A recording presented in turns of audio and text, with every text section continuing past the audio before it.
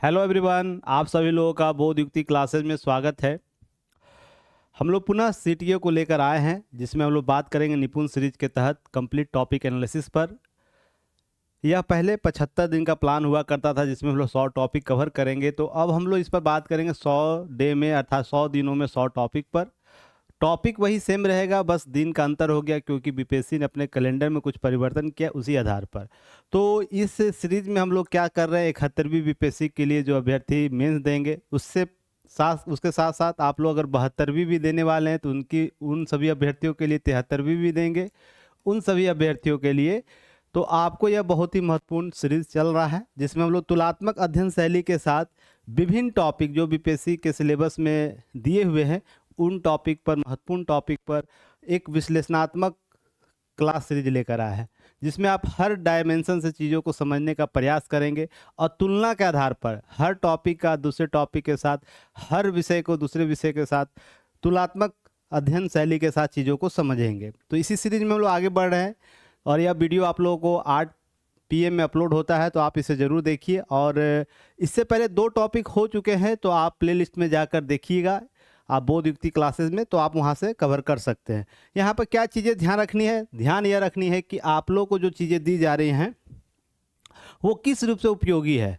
देखिए, हमारे टीम की पूरी यही कोशिश रहती है कि आपको उन सभी पक्षों को ध्यान में दिलाए जो टॉपिक से संबंधित है, जो विषयगत है। तो आप इस चीज़ को समझिएगा कि जब आपको यह दायरा पता चल जाए कि बीपीएससी ने क्या प्रश्न पूछा, उसके डायमेंशन क्या थे, उस टॉपिक से संबंधित अभी तक किस प्रकार के जो सब टॉपिक है जो अभी तक प्रश्न में पूछे नहीं जा चुके, बीपीएससी के द्वारा पूछा नहीं गया, अगर उस टॉपिक को कवर कर लेते हैं, उस डायमेंशन को कवर कर लेते हैं, तो आप एक सहज स्थिति में होंगे। इसी का प्रयास यह है कि हम किसी टॉपिक का विभिन्न परिप्रेक्ष्य के संदर्भ में सारी चीज़ों को कवर करते हैं। तो देखते हैं, सबसे पहले आज हम जो क्लास होगा, सेशन होगा, उसमें किन किन बिंदुओं पर चर्चा होगी। तो सबसे पहले हम लोग देख लेंगे जो भी प्रश्न पूछे गए, विगत प्रश्न, तो उस प्रश्न को देखेंगे कि उसके डायमेंशन क्या है, किस सीमा तक वो पूछा है उस टॉपिक से प्रश्न।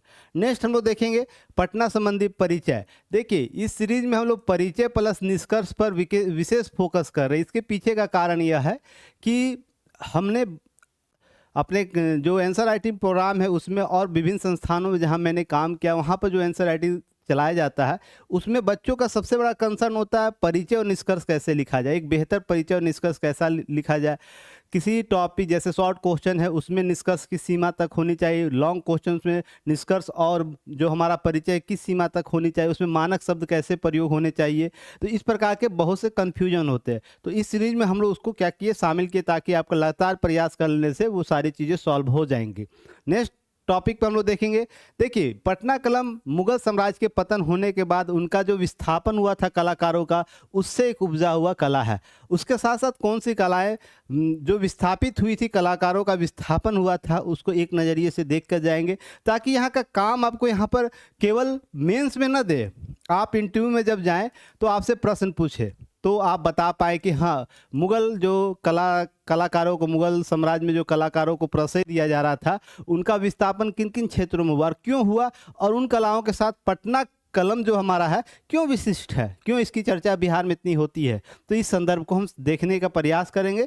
नेक्स्ट देखेंगे कलात्मक विशेषता इसकी क्या रही है, इस पटना कलम की कलात्मक विशेषता क्या रही है जिसको अलग बनाता है, विशिष्ट बनाता है। और देसी जो विचारक है, विदेशी विचारक, इसके संबंध में कुछ बातें बोल देते हैं, जिसमें इस कला को लेकर बार बार आपसे प्रश्न पूछा जाता है। आप बीपीएससी के प्रीवियस ईयर क्वेश्चन को देखिएगा, शायद ही कोई वर्ष इधर के हाल के दिनों में देखने को मिला जहाँ से इस प्रकार इससे प्रश्न ना पूछा गया हो, शॉर्ट क्वेश्चन हो या लॉन्ग क्वेश्चन, ध्यान में रखना है। अब इसके अतिरिक्त पटना कलम की तकनीक और साधन क्या थे, किस प्रकार के तकनीकों का प्रयोग किया जाता था, उसमें साधन किस रूप से प्रयोग किए गए जिसने इस कला को विशिष्ट बना दिया और इस कला को और भी बढ़ने का अवसर दिया।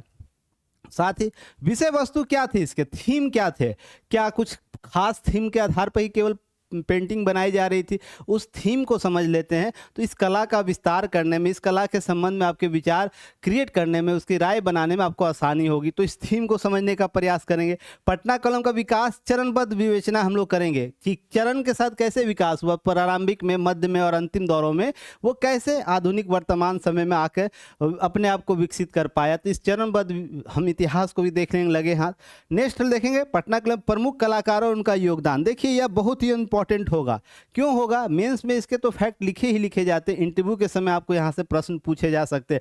अगर आप किसी प्रकार का हॉबी में आप डालते हैं किसी प्रकार का पेंटिंग, तो आपसे प्रश्न पूछ देगा बिहार में, वर्तमान बिहार में आपको कौन कौन से पेंटिंग के विभिन्न स्वरूप देखने को मिलते हैं। जैसे ही पटना, मधुबनी इस प्रकार का कला का नाम लेते हैं तो वहाँ के कलाकारों से प्रश्न पूछ देगा, उसके प्रारंभिक कलाकार कौन थे, वर्तमान में कौन कलाकार हैं, उनको अभी वर्तमान में जो कलाकार उनको किन किन को राष्ट्रीय पुरस्कार दिया गया है, पद्म पुरस्कार किन को दिया गया, इस तरीके से प्रश्न पूछे जाते हैं। तो आप इस सारे सेक्शन को हम लोग अच्छे से देखेंगे। नेक्स्ट टॉपिक पर देखेंगे प्रिंट प्रभाव देने के लिए जो स्पिटलिंग का उपयोग किया जाता है। एक कला विधि है जिसके आधार पर इसको अलग बना दिया गया। हर कालखंड में जब विकास का चरण हो रहा था इसका, उस दौरान एक अलग विधा अपनाई गई जिसके माध्यम से इस कला को एक विशिष्ट स्थान दे दिया, एक अलग स्वरूप दे दिया, जिसके माध्यम से उसकी पहचान बनी। जैसे मधुबनी पेंटिंग में आप देखते होंगे, इसी तरीके से मंजूषा पेंटिंग में देखते हैं, या अन्य भारत के अन्य क्षेत्रों में जो पेंटिंग हुआ करती है उसमें विधा कला होती। तो जैसे पटना कलम में हम देखते हैं स्प्लिटिंग का प्रयोग किया जाता था, तो इसे हम देख लेंगे एक नज़र। फिर पटना कलम में पेंटिंग का क्या प्रभाव पड़ा, अन्य पेंटिंगों की बात कर रहे हैं कि अन्य जो पेंटिंग रही थी उस पर प्रभाव कैसा पड़ा, किस रूप से वो किस सीमा तक, किस हद तक उसे प्रभावित किया, इसे हम लोग एक नज़र देखते हुए आगे बढ़ेंगे। नेक्स्ट देखेंगे पेंटिंग जो है अन्य कलाओं को से तुलना हम करेंगे। समकालीन कलाएं जो रही थी उससे तुलना किस रूप से या विशिष्ट है या कलात्मक रूप से हम देखेंगे, संरचनात्मक रूप से देखेंगे, प्रयोग के स्तर पर देखेंगे, बनावट के आधार पर देखेंगे। तो विभिन्न एक डायमेंशन है जिसके आधार पर हम तुलनात्मक अध्ययन कर लेंगे, ताकि आप यह समझ पाएँ कि हाँ पटना कलम जो हमारा था, पटना पेंटिंग जो था वो बहुत ही महत्वपूर्ण विधा था, जिसमें हमारे जो कलाकार थे उस समय के समकालीन दौर, समसामयिकी दौर में एक बेहतर स्थिति को बनाए हुए थे। फिर नेक्स्ट देखेंगे पटना कलम के संबंधी विचारकों की राय क्या है। विचारक हम लोग देखेंगे देसी विचारक किस प्रकार के राय रखते हैं और विदेशी विचारक। केवल हम देशी विचारकों से ही चीज़ों को नहीं समझने का प्रयास करेंगे कि इस कला के संबंध में भारत के विचारकों का क्या रहा था विचार। हम विदेशों के विचारकों से तुलना करेंगे, क्योंकि वो भारत के साथ साथ अन्य विश्व में जो प्रचलित कलाएं थी इस प्रकार की, उनसे तुलना करके इनका आकलन किए होंगे। तो इसकी विशिष्टता आपको बता पाएंगे आप इस संदर्भ में, उसकी सीमा को निर्धारित कर पाएंगे कि हाँ ये कला इंपॉर्टेंट है, तभी तो प्रश्न पूछा जा रहा है इस संदर्भ में। फिर उसके बाद नेक्स्ट देखेंगे पटना कलम के पतन के कारण क्या रहे थे। केवल तत्कालीन कारण था या अन्य भी कारण थे जो वर्तमान में आपको दिखता हुआ दिखेगा। जितना मधुबनी कला को पेंटिंग आप एक नज़रिए से देखिएगा, दृष्टि से देखिएगा कि मधुबनी कला को जितना प्रमोट किया जा रहा है, क्या उसके अनुपात में पटना कलम को क्या प्रमोट किया जा रहा है? तो कितना सच है, किस हद तक यह सच है, इसे भी हम लोग समझने का प्रयास करेंगे। नेक्स्ट देखेंगे आलोचनात्मक पक्ष इसका क्या है, किस प्रकार से इसकी आलोचना की जाती है। इतनी कला विशिष्टता के बावजूद भी इसकी कुछ आलोचना के पक्ष होंगे। हर जो आपको कला विशिष्ट वास्तुकला है, वस्तुकला, उस सभी में एक कलात्मक विशेषता के बावजूद भी उनका क्या होता है, आलोचना होता है। तो उन आलोचनात्मक पक्षों को हम लोग देखने का प्रयास करेंगे। फिर नेक्स्ट देखेंगे कि जो बिहार सरकार की नीतियां क्या रही इस संदर्भ में, इसको बढ़ावा देने के लिए सरकार क्या काम कर रही है, यह बहुत ही महत्वपूर्ण, इसे समझने का प्रयास करेंगे हम लोग। फिर उसके बाद वर्तमान प्रासंगिकता भी देख लेंगे लगे हाथ कि वर्तमान इसकी प्रासंगिकता क्या है। केवल यह इतिहास के पन्नों में ही सिमटा हुआ कला है या वर्तमान में इसका कुछ उपयोगिता भी बची हुई है, इस सारे संदर्भ को हम लोग देख लेंगे। उसके बाद निष्कर्ष पर हम लोग आके चर्चा करेंगे। तो यह इतना टॉपिक को आज हम अपने सेशन में एक ही क्लास में सारे कवर करेंगे। तो आराम से अपने सीट का बेल्ट बांध लीजिए और चीज़ों को समझने का प्रयास कीजिएगा। और देखिए तुलनात्मक अध्ययन शैली को जब आप लाते हैं तो यह जरूर समझ पाइएगा कि आपको कितना बेहतर करना है, किस रूप से बेहतर करना है, किससे बेहतर करना है। तो चलिए समझते हैं। प्रश्न पहले देख लेते हैं क्या प्रश्न पूछा गया है। 1 सेकेंड। चलिए प्रश्न है पटना कलम चित्रकला की प्रमुख विशेषता वो की चर्चा कीजिए। जो विशेषताएं हैं इसकी विशेष चर्चा करने की बोल रहा है। तो ध्यान रखिएगा, विशेषताओं से प्रश्न पूछा गया 45वीं बीपीएससी में। आपको उससे भी पहले पूछे गए हैं, पर हाल के कुछ वर्षों की ही बात हो रही है। फिर पटना चित्रकला, जो कलम चित्रकला शैली की मुख्य विशेषताओं की विवेचना कीजिए, फिर 48 से 52वीं पूछता है।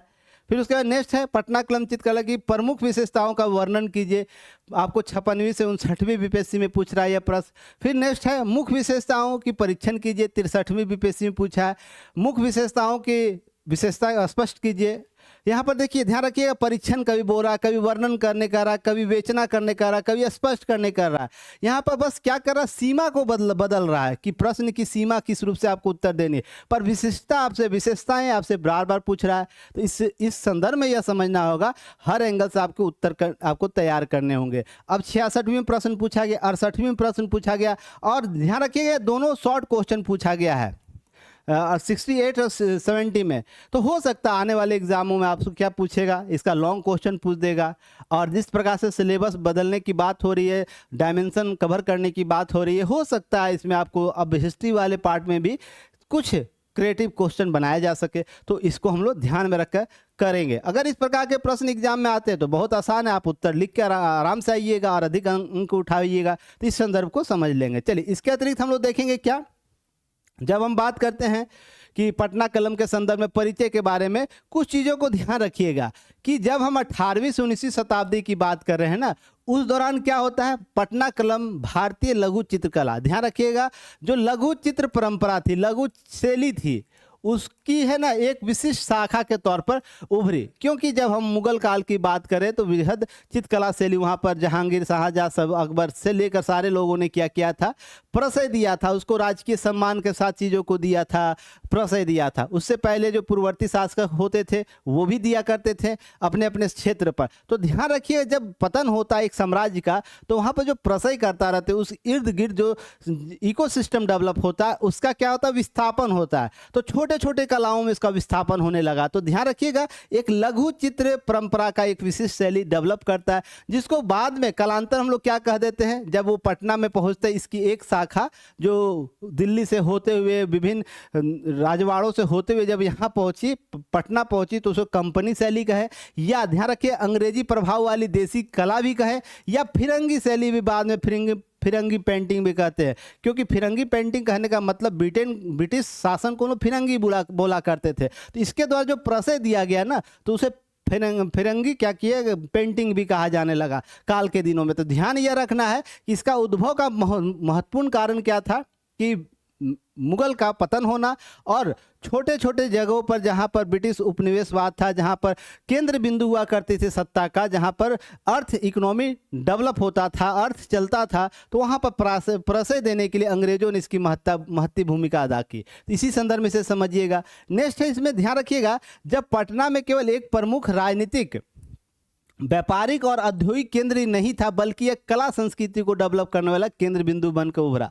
तो यह भी ये ध्यान रखिएगा, जैसे दिल्ली और मुर्शिदाबाद की बात करें, राज दरबारों से विस्थापित हुए अनेक कलाकार आकर बस गए। ईस्ट इंडिया कंपनी के अधिकारी, स्थानीय अभिजात वर्ग, व्यापारी वर्ग, वकील, चिकित्सक, यात्रियों से संरक्षण इसे दिया जाने लगा। तो यह क्या हुआ ना, वर्ग विशेष की शैली भी हम लोग बोल सकते, क्या बोल सकते, वर्ग विशेष। क्योंकि एक अभिजात वर्ग होता है, व्यापारी वर्ग होता है, वकील वर्ग होता है, इसी तरीके चिकित्सक वर्ग, यात्री, जो यात्रियों से संरक्षण प्राप्त हुआ, इन सभी इस संदर्भ में ध्यान रखिएगा कि यह वर्ग विशेष कला के तौर पर भी विकसित होता हुआ दिखता है, जहां पर ईस्ट इंडिया कंपनी में कार्य करने वाले लोग अधिक आपको देखने को मिल जाए, इसलिए से कंपनी शैली के तौर पर विकसित होता हुआ आप देखते हैं। तो यहाँ पर ध्यान क्या रखना है, जब लघु चित्र शैली परंपरा की हम बात करते हैं, यूरोपीय कला दृष्टि को मिलाकर एक नई कला, संकर कला, जब दो कलाएं मिलती हैं, जैसे मुगल कला मिला और कंपनी के प्रशय में जब मिलने लगा, तो डिमांड तो करता होगा। मान लीजिए आप एक बहुत धनवान व्यक्ति है और किसी कलाकार को अपने घर में पेंटिंग बनाने के लिए बुला रहे हैं, तो क्या बोलिए, उसे डिमांड कीजिए, वो तो अपना एक कला बनाएगा है, पर आपका शौक होगा कि हम अपनी परंपराओं को इसमें शामिल करें, अर्थात आप अपने जो लोकल आपका परंपरा रहा हो। तो ब्रिटेन के लोग क्या इसको प्रशय दे रहे थे, तो ब्रिटेन के अधिकारी लोग क्या किए, डिमांड करना शुरू कर दिए कि भाई यूरोप के कुछ कला विधि है, इसमें शामिल करके हमको एक पेंटिंग बना दो। वो कला इतना प्रभाव में देने लगा लोगों को कि ये एक शैली के तौर पर ही विकसित हो गए। तो आप देखते होंगे कि इसमें लघु चित्रकला, जो भारतीय लघु चित्रकला की परंपरा थी, जो मुगल काल से चल विकसित होते हुए यहाँ तक पहुँची थी, तो ध्यान रखिए यूरोपीय कला दृष्टि भी इसमें ऐड हो जाते हैं, जिसको हम एक नई संकर क्या करते हैं, नई संकर कला शैली का सृजन होता हुआ देख लेते हैं, जो आगे चलकर पटना कलम या ब्रिटिश जो अंग्रेजी कंपनी का शैली भी कह देते हैं, फिरंगी शैली भी कह देते हैं। इस तरीके से याद रखिएगा। तो इतिहासकार के अनुसार शैली कंपनी पेंटिंग्स या फिरंगी पेंटिंग एक महत्वपूर्ण शाखा है, जो भारतीय और यूरोपीय संस्कृतियों के प्रारंभिक प्रभाव, ध्यान रखिएगा, प्रारंभिक प्रभाव का जीवंत उदाहरण है या जीवंत स्वरूप देता हमें। तो इस तरीके से आपको कुछ भूमिका का तैयार करना। अगर ध्यान रखिएगा, यहाँ पर एक चीज़ और ध्यान रखना है। क्या ध्यान रखना है कि यहाँ पर एक दो तरीके से मैंने विवेचना को, जो इसका परिचय है उसको विस्तृत लिखा हूँ, आपको इसको शॉर्ट करना है। किस लिए कि कुछ शब्दों को आप अपने अनुसार यहाँ चूज कर सकते हैं। तो आपको क्या करना, जब नोट बनाइएगा तो थोड़ा सा इसको संक्षिप्त रखिएगा, ताकि आप एक टू द पॉइंट बात कर पाए। अब ध्यान रखिएगा, कला परंपरा मुगल लघु चित्रकला से प्रेरित होते हुए स्थानीय जीवन, सामाजिक परिवेश, पटना कलम का जितना भी आप देखिएगा पेंटिंग, उसमें क्या है, स्थानीय जीवन को महत्ता दी गई है। जो हमारे दैनिक जीवन से जुड़ी हुई जो चीज़ें, घटना है, उस पर फोकस होकर पेंटिंग बनाया लगा, अर्थात सामाजिक परिवेश के आधार पर जनजीवन के यथार्थ चित्रण के लिए प्रसिद्ध रही।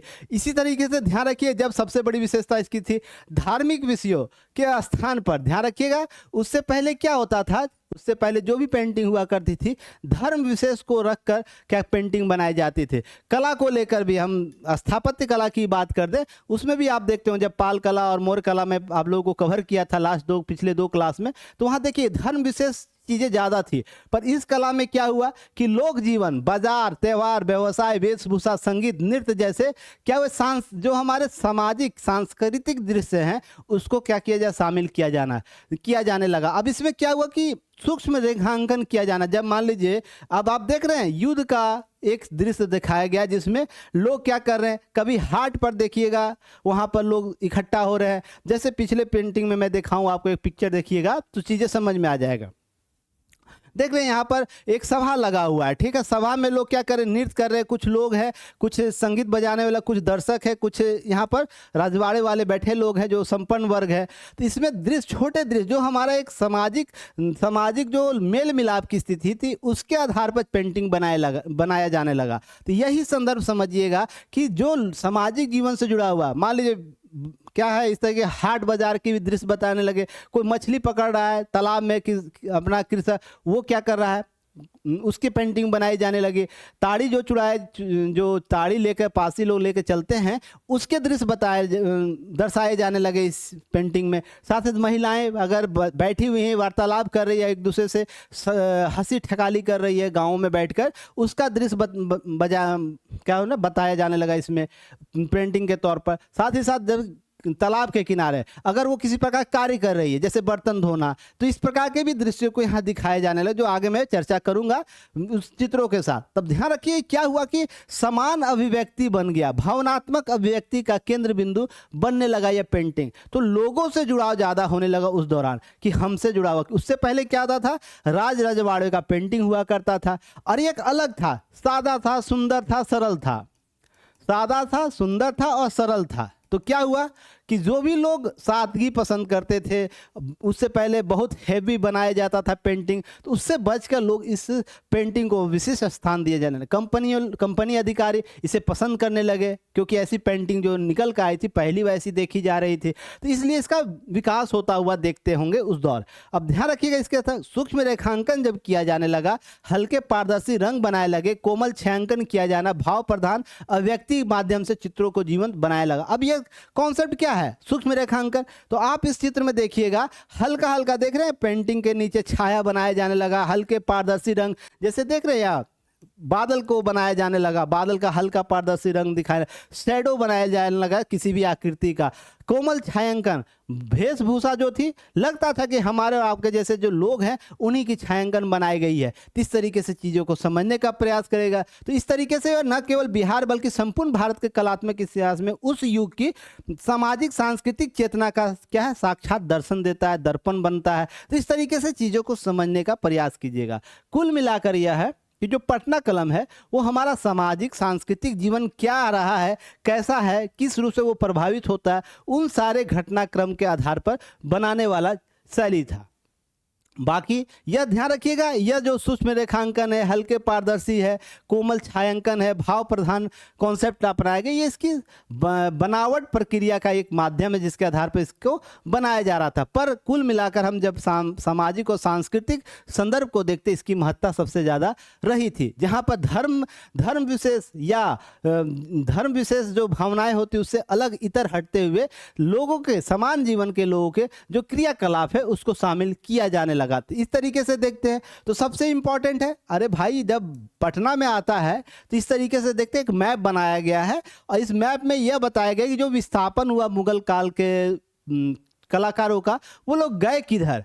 अगर आपसे प्रश्न पूछ दे कि इंटरव्यू में प्रश्न पूछे, मेंस में लिखने को कहीं मिल जाए तुलनात्मक अध्ययन का, तो आप इस मैप को यूज कर सकते हैं। और जब इंटरव्यू में पूछे तो आप जरूर बताइए कि विस्थापन में कहाँ कहाँ लोग गए। तो जब दिल्ली से निकल कर आए तो कुछ लोग गए पटना गए, कुछ अवध गए, अवध आपको यहाँ है यूपी में। फिर उसके बाद आपको वाराणसी गए, वाराणसी क्षेत्र में जो आपको वाराणसी जो घाट हुआ करते थे, वाराणसी गलियाँ होती थी, उसके आसपास के रजवाड़ों के पास गए। उसके बाद नेक्स्ट है आपको मुर्शिदाबाद, बंगाल गया तो बंगाल मुर्शिदाबाद आप बंगाल के क्षेत्रों में देखते हैं। उसके बाद राजस्थान के क्षेत्रों में गया तो राजस्थान के क्षेत्रों में 3 जगह सबसे इंपॉर्टेंट है, जयपुर आपको है, किशनगढ़ है, बूंदी। ये 3 क्षेत्र है जहाँ पर जो मुगल काल के जो चित्रकला थे जिनका विस्थापन हो रहा था, जो मुगल काल समाप्त हो गया, पतन के दौर पर था, उस दौर की बात हो रही है। उसके बाद कुछ लोग हैदराबाद और तंजावुर गए, इसी संदर्भ में ध्यान रखिएगा, इसी से मुगल काल से जो लोग भटक के जो विस्थापन हो रहा था। तो कुछ दक्षिण भारत में कुछ उनके कुछ लघु चित्र शैली के लोग गए थे, जिसमें तंजावुर और हैदराबाद दक्कन क्षेत्र में आपको देखने को मिलता है। और तंजावुर ध्यान रखिएगा, जितना पटना कलम इंपॉर्टेंट है इस क्षेत्र के रीजन के लिए, तंजावुर वैसे दक्षिण के लिए इंपॉर्टेंट है। तो आपसे एक प्रश्न पूछ सकता है जो आपको यह बताना होगा कि हाँ, जो मुगल काल में जिन चित्रकारों का विस्थापन हुआ, क्या दक्षिण भारत में उनका क्या दक्षिण भारत में उनका विस्थापन हो पाया था? तो बिल्कुल हुआ था। तो तंजावुर हैदराबाद का नाम जरूर लेना। अब ध्यान रखिएगा कि मुगल जो साम्राज्य था पतन हुआ 18वीं शताब्दी के अंत के दौर में, तो दिल्ली दरबार में अपने संरक्षण और सामर्थ्य से वंचित हो गए, क्योंकि जब बड़े चित्र शैली का विकास हो रहा था, मुगलों का प्रेशर था, जहां 10 रुपया देना मुगल साम्राज्य अपने जो उनके जो सीमा थी, जो आपके पास उनके पास धन हुआ करता था, जिस प्रकार से उनके पास पूंजी हुआ करती थी, 10 के बदले 100 के बदले उनको 1000, 2000, 5 लाख, कभी कभी 10 लाख हम इस संदर्भ में समझ सकते हैं, वर्तमान रुपये के आधार पर दिया करते थे। पर जब जब उनका साम्राज्य पतन पाने, स्वयं उनके अपने अस्तित्व को लेकर प्रश्न उठने लगा, अंग्रेजों के पेंशन पर जीने लगे, तो इन कलाकारों को कहाँ से वो पैसा देंगे? तो जब उनको जहाँ पैसा अधिक मिलता था कम मिलने लगा, या बहुत लोगों को नहीं मिलने लगा, तो क्या हुआ कि वो लोग अपने जीविकोपार्जन के लिए, क्योंकि परिवार है, सामाजिक दायित्व है, तो अपने जीविकोपार्जन के लिए वो अन्य विकल्पों की तलाश किए। तो ध्यान रखिएगा, इसके साथ साथ चित्रकला, मूर्तिकला, संगीतकार, शिल्पी जीविका की तलाश में विभिन्न प्रांतों में गए। तो इस तरह इस विस्थापन जब मुगलों का हो रहा था, मुगल काल के चित्रकारों का, तो ध्यान रखिए केवल चित्रकला का ही विस्थापन नहीं हो रहा था, जितने मूर्तिकला थे, संगीतकार थे, सभी का विस्थापन उस दौर में हुआ है। तो ध्यान रखिएगा, इस तरीके से प्रश्न पूछ सकता है। इन कलाकारों ने जहां तहां शरण पाई और नई नई क्षेत्रीय कलाओं शैलियों के साथ मिलकर क्या क्या एक नई शैली को डेवलप किया, संकर शैलियों को डेवलप किया, जो आपसे प्रश्न पूछ सकता है। और जहां पर ध्यान रखिएगा, विस्थापित कलाकारों ने निम्नलिखित प्रमुख कलाओं के पुनर्जीवित करने जो क्षेत्र में गए, पुनर्जीवित किए, उसके आधार पर चीजें उभर कर सामने, जिसको हम कुछ रूप से हम समझ सकते हैं, बेहतर समझ सकते हैं। तो ध्यान रखिए, अवध जो लखनऊ का क्षेत्र था, यह नवाबों से संरक्षण प्राप्त हुआ उनको। इसके साथ साथ क्या हुआ कि जब शैली यह लखनऊ शैली के रूप में विकसित हुई, तो मुगल चित्रकला की कोमलता और शाही सौंदर्य से युक्त थी, क्योंकि यहाँ भी अभी क्या हो रहे थे, नवाब लोग थे उस दौर में, तो मुगल जैसे नहीं थे, पैसे ऑक्सीजन नहीं दे रहे थे, उनको उतना प्रशय नहीं दे रहे थे, फिर भी अनुपातिक रूप से अन्य जो कलाएं विकसित हुई थी अन्य क्षेत्रों में, जो लघु चित्रकला शैली के तौर पर यहाँ पर विशेष फोकस किया गया, यहाँ पर अधिक पैसे दिए गए, जिसमें जो मुगल की कम से कम मान लीजिए 20 नहीं था तो कम से कम 18 तो विशेषता थी ही। इस तरीके से आप अनुपातिक रूप से समझ सकते हैं। मुगल चित्रकला जैसी विशेषता नहीं थी पर उससे कम भी नहीं थी। इस संदर्भ में समझिएगा कोमलता और शाही सौंदर्य को यहाँ बढ़ावा दिया जाने लगा। अब इसके बाद मुर्शिदाबाद, एक सेकेंड होल्ड कीजिएगा।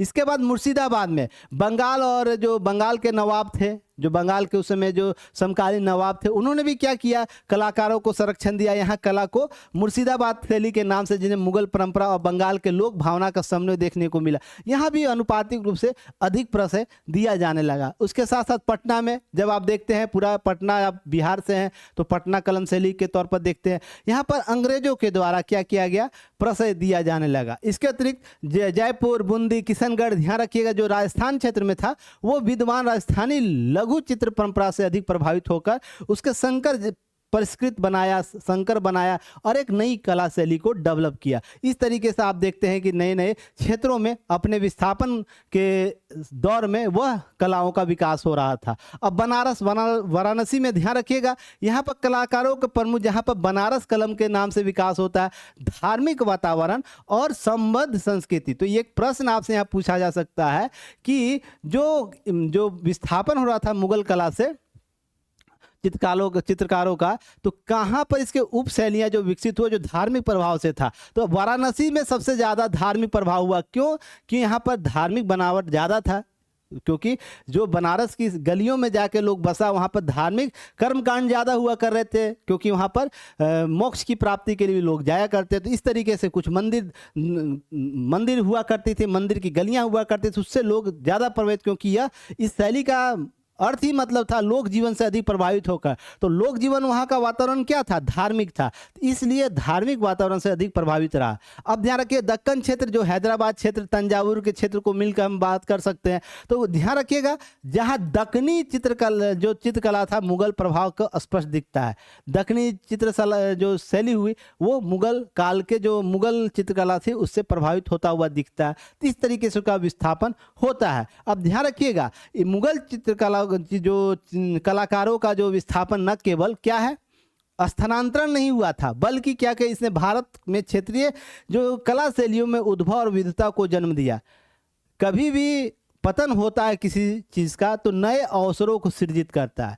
तो इसी संदर्भ में इसे समझिएगा, केवल यह पतन का मार्ग नहीं बना, एक नए अवसर को भी जन्म दिया। तो नए अवसरों में नए कलाकारों को पनपने का अवसर मिला, नए क्षेत्रीय कलाओं को पनपने का अवसर मिला, नए कलाकारों को अवसर मिला। इस तरीके से समझिएगा यह क्या हुआ कि यथार्थ परक और जीवन से जो जनजीवन है उससे जुड़ गई, अधिक समृद्ध होती हुई दिखी। तो इस तरीके से क्या हुआ कि आने वाले समय में छोटे छोटे क्षेत्रीय जो कलाएं थी उसका विकास संकर चित्रकला के तौर पर देखने को मिलता है। इस तरीके से विकास हुआ।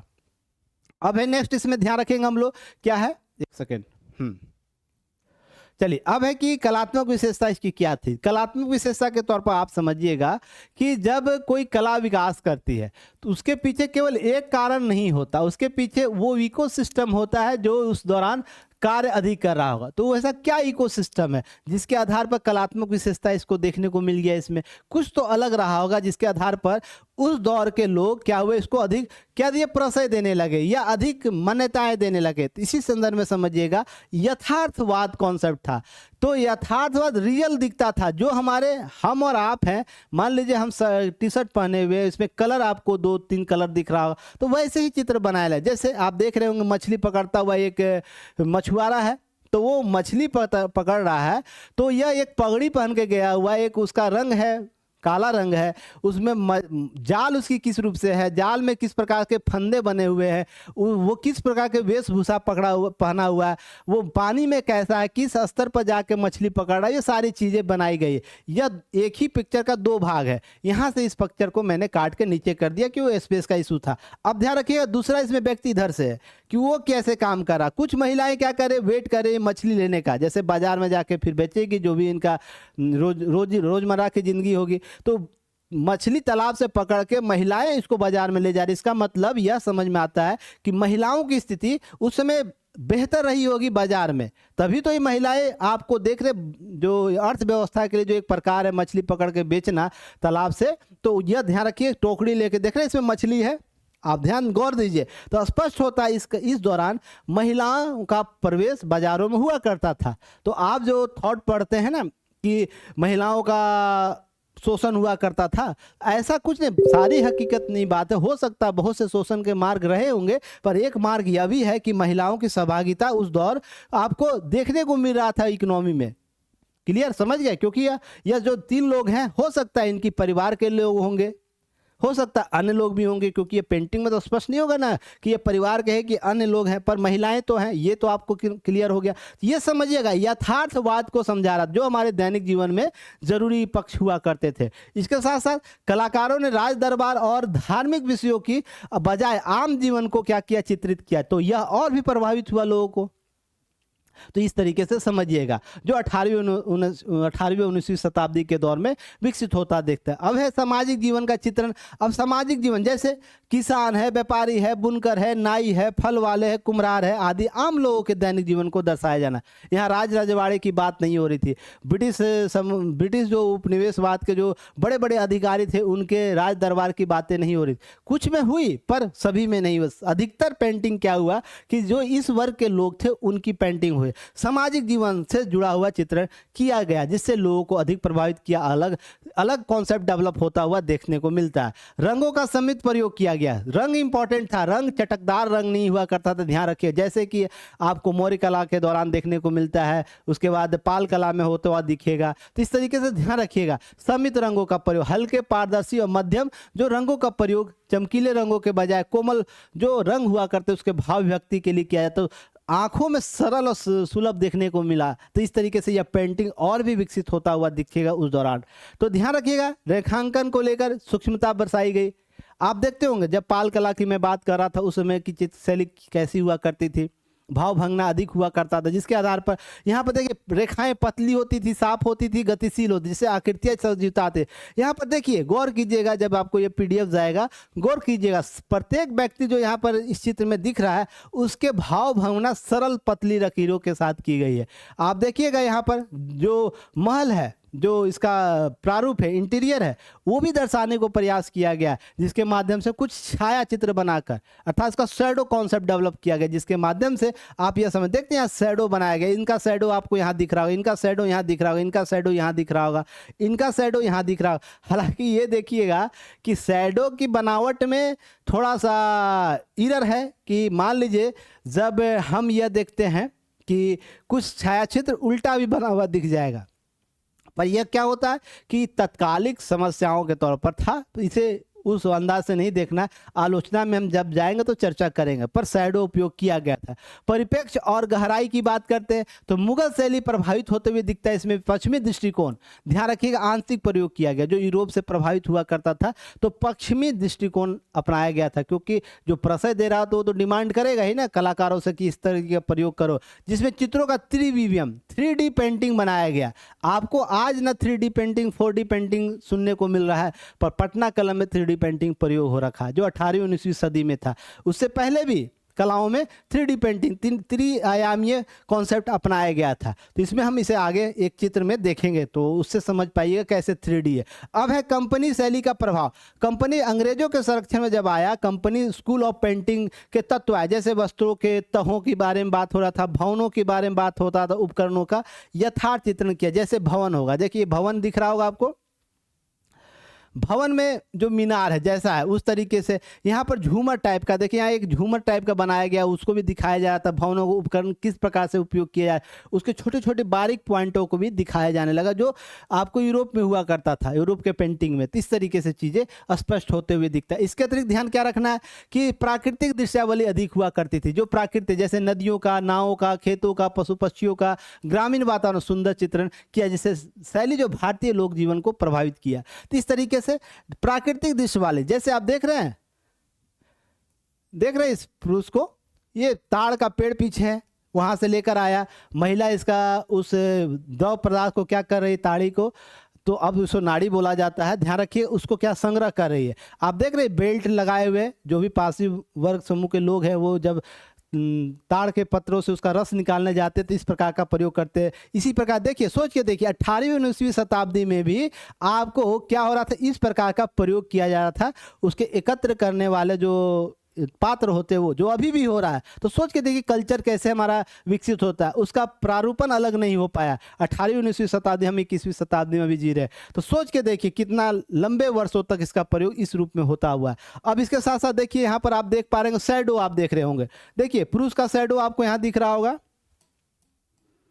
पुरुष का शैडो यहाँ दिख रहा होगा, महिला का शैडो यहाँ दिख रहा होगा।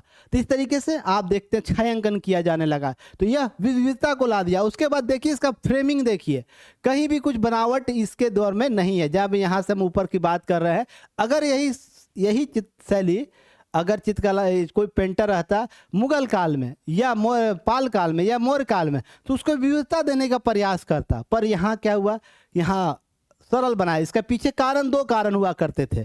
एक कारण तो जो इनको अनुदान दिया जा रहा था वो कम था, दूसरा मांग भी वैसी नहीं थी, क्योंकि जैसे जैसे इसमें कलाओं का प्रयोग किया जाता उसको बनाने में समय अधिक लगता, रंग अधिक लगते, तो क्या होता है कि उसका मूल्य बढ़ जाता था। तो उतना तो पे भी नहीं कर पा रहा था उस समय के दौर के जो प्रशय करता थे, तो इसलिए वो कम हुआ करता था। एक कारण के तौर पर आपसे एक प्रश्न पूछ सकता है, तो इसे बताइएगा आप लोग। इसके दो महत्वपूर्ण कारक थे, डिमांड भी नहीं होने लगा और अनुदान का जो राशि हुआ करता था अनुपातिक रूप से कम हो गया। तो यह बजट वाला शैली भी इसको हम लोग बोल सकते हैं, बजट वाला शैली। आपसे एक प्रश्न पूछेगा, क्या पटना शैली बजट वाली शैली थी, चित्र कला शैली थी? तो बिल्कुल बोलिएगा हाँ सर, बजट वाली शैली थी।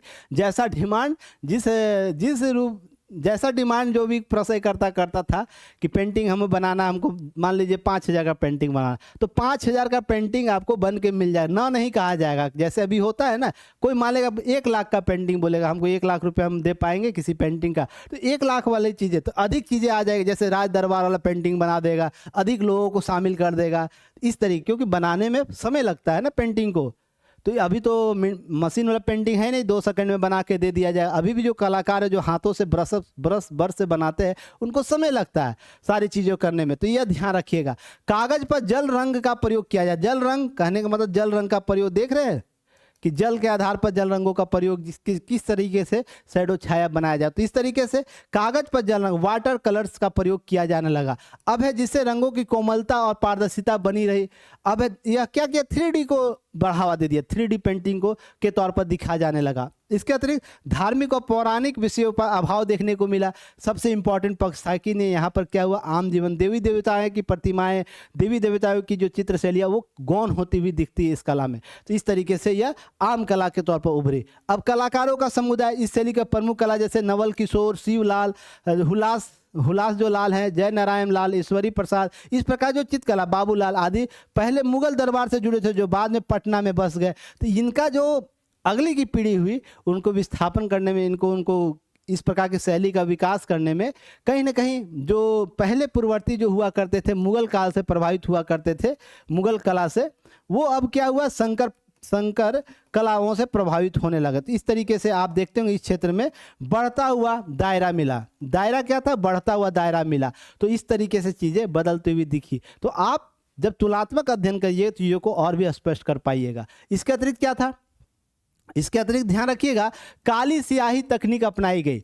काली स्याही, जितनी भी पेंटिंग आप देखेंगे उसमें ब्लैक स्पॉट, हल्की ब्लैक स्पॉट आपको देखने को मिलेगा छायांकन के तौर पर। प्रारंभिक रेखा चित्र बनाए गए सीधे ब्रश से चित्रण करते थे। इस पद्धति को कजली सिही कहा जाता था। आपसे प्रश्न पूछा जा सकता है कजली सिही क्या होता है। तो जो भी पेंटिंग पटना कलम के दौरान बनाए गए प्रारंभिक दौर में, वो एक सीधे ब्रश से चित्रण किया जाता, जिसे कजली सिही कहा जाता था।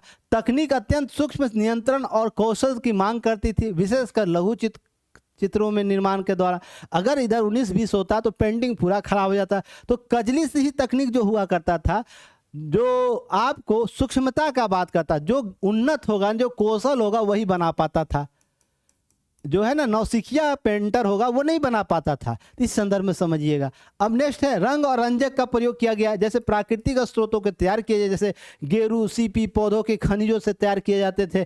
समान गहरा सेपिया, भूरा, मंद लाल, धूमिल सफेद, हल्का धूसर, मध्यम सुनहरा, इस प्रकार के मयूर नीला प्रयोग किया जाने लगा। रंगों का प्रयोग आपको प्राकृतिक रंगों से बनाया, पर उसका प्रयोग किस रूप से, जो जन जीवन में जैसे दिखते थे, गेहुरा दिखते थे, गेहुरा रंग का प्रयोग ने। पहले क्या था, पूरा गोरा बनाया जाता था। इस चीज को समझिएगा।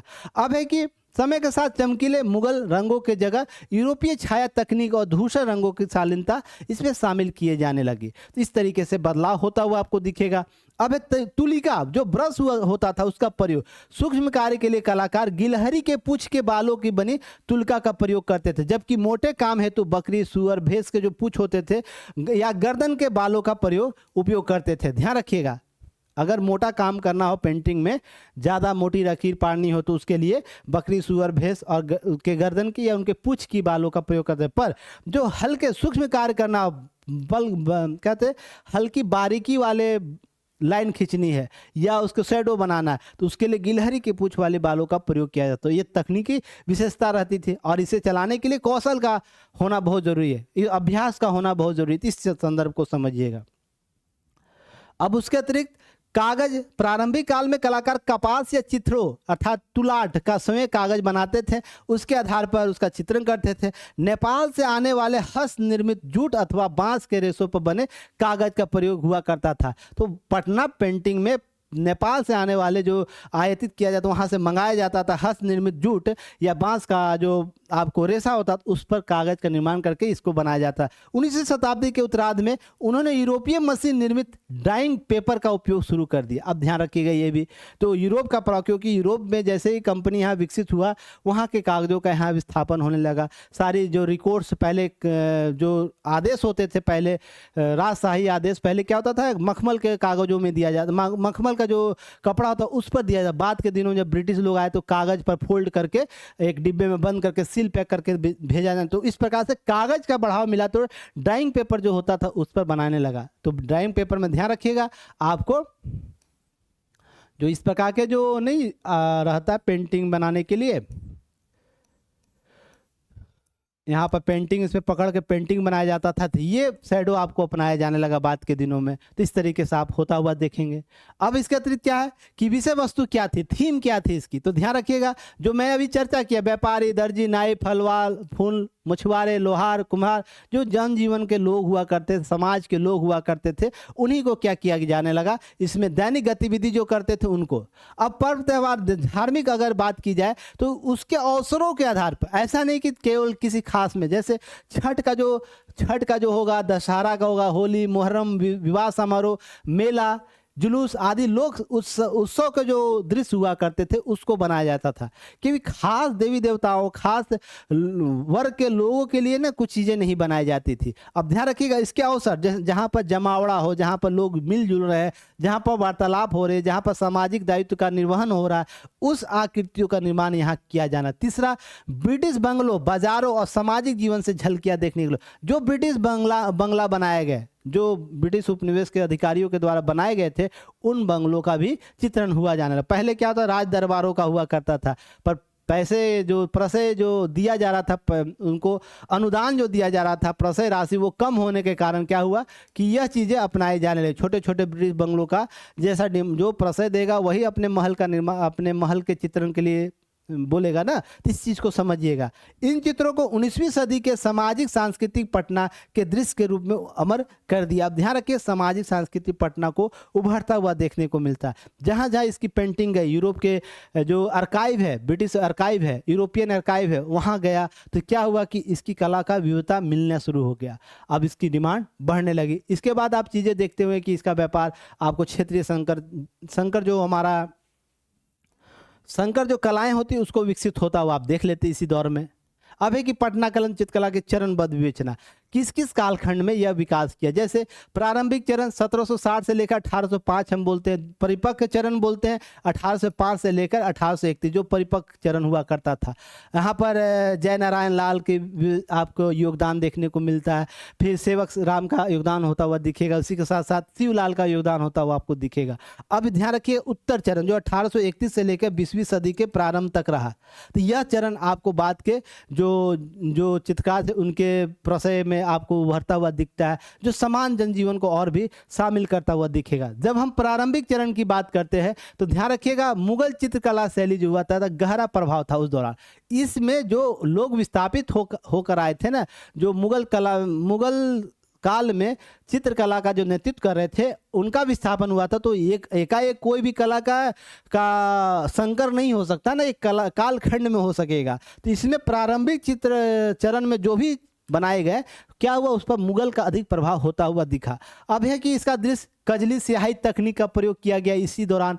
तो आपसे प्रश्न पूछेगा कजली स्याही तकनीक का प्रयोग किस कालखंड से आरंभ हुआ, तो प्रारंभिक काल से ही इसका आरंभ शुरू हो गया था पटना पेंटिंग में। तो ध्यान रखिएगा विषय वस्तु स्थानीय जीवन, लोक उत्सव, पर्व त्योहार, व्यवसायिक गतिविधियां, हलवाई बुनकर जैसे सामाजिक दृश्य करने वाले लोगों को शामिल किया गया। इसके अतिरिक्त ध्यान रखिएगा शिल्पगत नींव और सांस्कृतिक पहचान आपको पटना कलम में होता हुआ प्रारंभिक चरण में ही मिला। ऐसा नहीं कि यह बहुत लंबा कालखंड में अपने विकास का क्या कर रहा है दंश झेल रहा था, आया वहाँ से जो विस्थापित होकर आए उनके जो कौशल वाले चित्र करने वाले लोग थे, आर्टिस्ट थे, वो क्या हुए आते ही अपना संकर प्रजाति डेवलप कर लिए। तो इस चीज़ से समझिएगा प्रारंभ परिपक्व में इसकी विविधता आन गई। अब ध्यान रखिएगा अब जो संकर हुआ ना यहाँ के क्षेत्रीय दृश्यों से, यूरोपीय दृश्यों से क्या हुआ, संकर किया गया, मिलावट किया गया, तो यह यहाँ पर ना परिपक्व हो गया। तो लगेगा कि नहीं यह अलग शैली होता हुआ दिखा। तो यहाँ पर जय नारायण लाल, सेवक लाल, शिवलाल के योगदान की चर्चा होती है। तो ध्यान रखिएगा प्रकाश छाया, जो प्रकाश आया, शेडो बनाया गया, लाइट बनाया गया, प्रकाश छाया और गहराई दी, डेप्थ दी गई, सुंदर संयोजन उभरता हुआ देखेगा। तो इस तरीके से जो परिपक्व चरण था वो जो कमियां थी प्रारंभिक काल में, प्रारंभिक चरण में, वो कम होता हुआ दिखा और नए स्वरूप में यह कला विकसित हुआ। इस तरीके से ब्रिटिश अधिकारी व्यापारी मांग के अनुरूप, मैंने क्या बोला था पहले, डिमांड करना शुरू कर दिए। देखो भाई मेरा डिमांड यह है, उस आधार पर चित्रकला बनने लगी। अब मान लीजिए गवर्नर होगा, वो डिमांड कर रहा है, जनरल गवर्नर वो डिमांड करने लगा। अब हो सकता है कोई उसमें क्या है सिपाही भी होगा, जो ब्रिटिश सिपाही होगा, उसको भी तो पैसा भारतीय जो अधिकारी थे उससे अधिक मिलता था, तो वो भी छोटे छोटे डिमांड के आधार पर किसी चित्रकार को पकड़ के ले आते थे, बोलते थे मेरे लिए चित्र बना दो। तो हर रेंज का है ना इसमें बनना शुरू हो गया। तो बड़े चित्रकार भी, मंझले चित्रकार भी, छोटे चित्रकार भी, या जो अभी ट्रेनिंग ले रहे वो भी चित्रकार क्या करने लगे कि अपने कौशल का प्रदर्शन करने लगे। तो इस चीज़ को समझिएगा। और कुल मिलाकर सब में जीवन शैली क्या थी इस दौरान, जो परिपक्व था, शहर जीवन को महत्ता दी जाने लगी। अब वो औपनिवेशिक परिवेश, भवनों, पोशाकों का यथार्थ चित्रण होने लगा। जिस प्रकार के पोशाक पहनते थे यूरोपियन, उसका चित्रण किया जाने लगा। इस युग में रंगों की कोमलता और रेखांकन सूक्ष्मता आने के चरम पर पहुंच गया। छोटी छोटी बारीक जो रेखाएं होती थी वो भी स्पष्ट दिखने लगा पेंटिंग में। पहले तो धूमिल हुआ करता था कि उसमें, क्योंकि बनावट हो रहा था अलग अलग, क्योंकि जो चित्रांकन आपको मुगल काल में मिला वो विस्थापित होने लगा। तो उसके लिए जो अनुदान की राशि कम हुई, तो रंगों का प्रयोग जो होता था, बनाने का जो कला होता था, वो कम शैली में विकसित होने लगा। तो इस तरीके से आप देखते हैं पुनः जब एक नया कॉन्सेप्ट आया कि हमको छाया चित्र बनाना है, तो जिससे हम बचा पाएंगे, उस खर्च होने वाली राशि को बचा पाएंगे और कम पैसे में सारी चीज़ें हो जाएंगी, जिससे हमको कम पैसा प्रशय भी मिलेगा और साथ में कला का नाम भी होगा, उसका लोग एक्सेप्ट भी करेंगे। इस तरीके से उत्तर चरण में ध्यान रखिएगा इस कला में पटना कलम व्यवसायिकीकरण की प्रवृत्ति प्रमुख हो गई। अब व्यवसाय करने लगी, कला व्यवसाय के तौर पर उभर गया। पहले क्या था, इच्छा था, किन्हीं का ड्रीम हुआ करता था कि हमको राजा के लिए ये एक पेंटिंग बनाना है।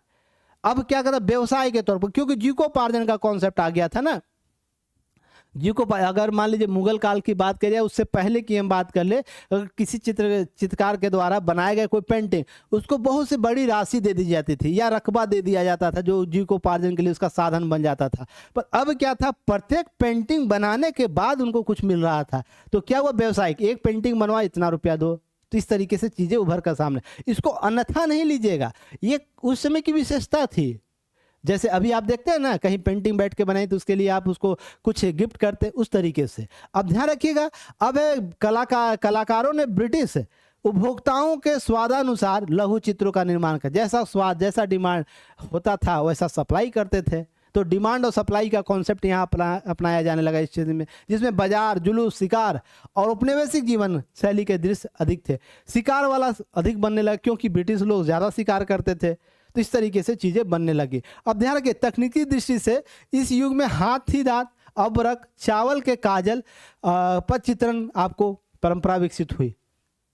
हाथी दांत पर भी बनाया जाने लगा, फिर अबरख पर बनाया जाने लगा। जो इस समय अबरख आपको बिहार हुआ करता था, तो अबरख मिला करता, अभी झारखंड में चला गया ना, तो बारीक अबरख जो पत्ती हुआ करता था पतला, उस पर भी चित्र बनाया जाने लगा। तो इस तरीके से ध्यान रखें, इसमें कोमल चक, पारदर्शी का चमक और पारदर्शी का प्रयोग आपको होता हुआ दिखेगा, तो चित्र और भी बेहतर दिखने लगा। तो इस तरीके से चीजें होते हुए दिखेगी। अब है कि पटना के प्रमुख कलाकार और उनका योगदान क्या रहा है। अब इसके बिना आप चीज़ों को नहीं समझ पाएगा कि हाँ ये इन्होंने क्या योगदान किया, किस तरीके से इन्होंने, इनका नाम अभी तक लिया जा रहा है, इनको क्यों इस कला का शुरुआती हम यह बोल सकते हैं, अगर ये नहीं होते तो इसका कला का कहीं और विस्तार किसी रूप में होता हुआ दिखेगा।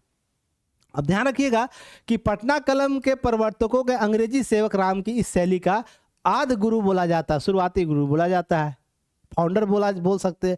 कजली स्याही तकनीक का विकसित कर चित्रों का रेखांकन करते थे, जिसमें सूक्ष्मता और गहराई नई ऊंचाई पर। अब देखिए, सेवक राम का एक चित्र है, आपको ललित कला संग्रहालय ह्यूस्टन से यह चित्र लिया गया, आर्काइव से। हालांकि गूगल पर मिल जाएगा, पर ओरिजिनल जब जाके रेप्ट में आप देखिएगा तो ओरिजिनल का क्वालिटी अलग है, ठीक है ना। तो आप एक बार जरूर देखिएगा। सेवक राम भारतीय कागज पर स्वर्ण के साथ ग्रेफाइट जल रंग और गोचे का प्रयोग किए हैं। यहाँ पर जो चित्र है ना, उसमें ध्यान रखिएगा, देखिए छोटी छोटी बारीकियां, घोड़ा पर जो बैठने के लिए जो कपड़े डाले थे उसका रंग किस रूप से है वो भी बताने का प्रयास किया गया। अब जो बड़े वर्ग के लोग थे जो यहाँ पर आए हुए हैं, अब यह देखिएगा इनके जो शैलियाँ वो भी बताएंगे।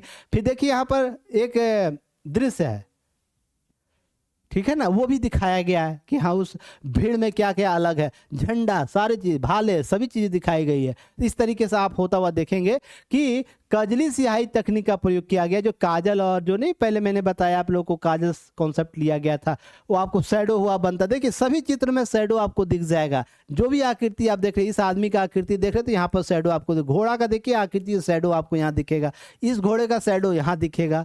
तो इस तरीके जो भी जमीन पर जिसको दिख रहा है, जिसका शैडो दिखाया गया है, जो पहले का अभाव हुआ करता था। तो इस तरीके से कि आपको यह पता चलेगा कि लोग किस दिशा में हैं। इस तरीके से चीजें उभर के आई। अब इनके द्वारा दशहरा, छठ, विवाह, ग्रामीण उत्सव दृश्य न केवल लोक जीवन का सजीव झांकी प्रस्तुत करते थे, बल्कि आपको भावनात्मक यथार्थ के करीब ला देता था। लोगों को लगता था कि ये तो हमारे जीवन से ही है, तो हमारे चित्र हो रही है, चित्रण हो रहा है। इस तरीके से लोग, अब मुगल यूरोपीय तकनीक का सुंदर सामंजस्य इनके द्वारा किया गया। 1770 से लेकर 1830 के दशक में आपको ध्यान रखिएगा, इस बीच इनके द्वारा योगदान दिया गया पटना कलम के विकास में, जो आदि गुरु के तौर पर इनको जाना जाता है। अब उसके अलावा ध्यान रखिए, सेवक राम के बाद हुलास राम, जो हुलास राम क्या किए थे, 1785 से 1875 के बीच में बनारस से आए हुलास राम, बनारस से आते हैं पटना। उसके बाद कमल की व्यावसायिक जो है, पटना कलम की व्यावसायिक और अंतर्राष्ट्रीय पहचान दिलाई इनके द्वारा। तो ये भी चीज़ आपको ध्यान रखना, अंतर्राष्ट्रीय पहचान हुलास राम के दिनों में महत्वपूर्ण उपलब्धियां हुआ करती थी। अब उन्होंने ईस्ट इंडिया कंपनी के लिए अनेक चित्र बनाए, जिनमें औपनिवेशिक जीवन, बाजार दृश्य, स्थानीय शिल्प, जो स्थानीय शिल्पकार होते थे उनके की झलक आपको देखते हैं। उनकी कूची में सजीवता, सूक्ष्म रेखांकन, संतुलित रंग संयोजन अद्भुत होता, समन्वय देखा जाता, रेखांकन और परिप्रेक्ष्य इनका विस्तृत होता था। इनके आर्काइव को डायरेक्ट है ना म्यूजियम में, यूरोपियन म्यूजियम में रखा जाने लगा।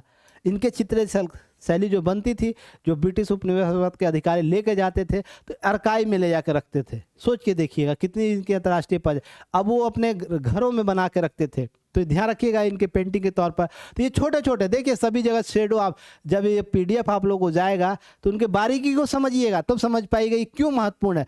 देखिए यहाँ पर, यहाँ से लेकर यहाँ भीड़ है, सबका शेडो यहाँ तक बना हुआ है, और जिस रूप से उनका शेडो अर्थ, हम मान लीजिए खड़े जिस दिशा में, मेरा हाथ एक हाथ उठा हुआ है, तो एक हाथ उठा हुआ शेडो बन रहा है, एक हाथ मान लीजिए मैं पीछे किसी एंगल से बना के रख दिया हूँ, उस एंगल का शेडो बना हुआ है। अब देखिए यहाँ पर इसको इस तरीके से समझ सकते हैं, एक ये भाला उठाए हुए, तलवार उठाए हुए, और आपको शेडो आपको इसी तरीके से बनाया हुआ है।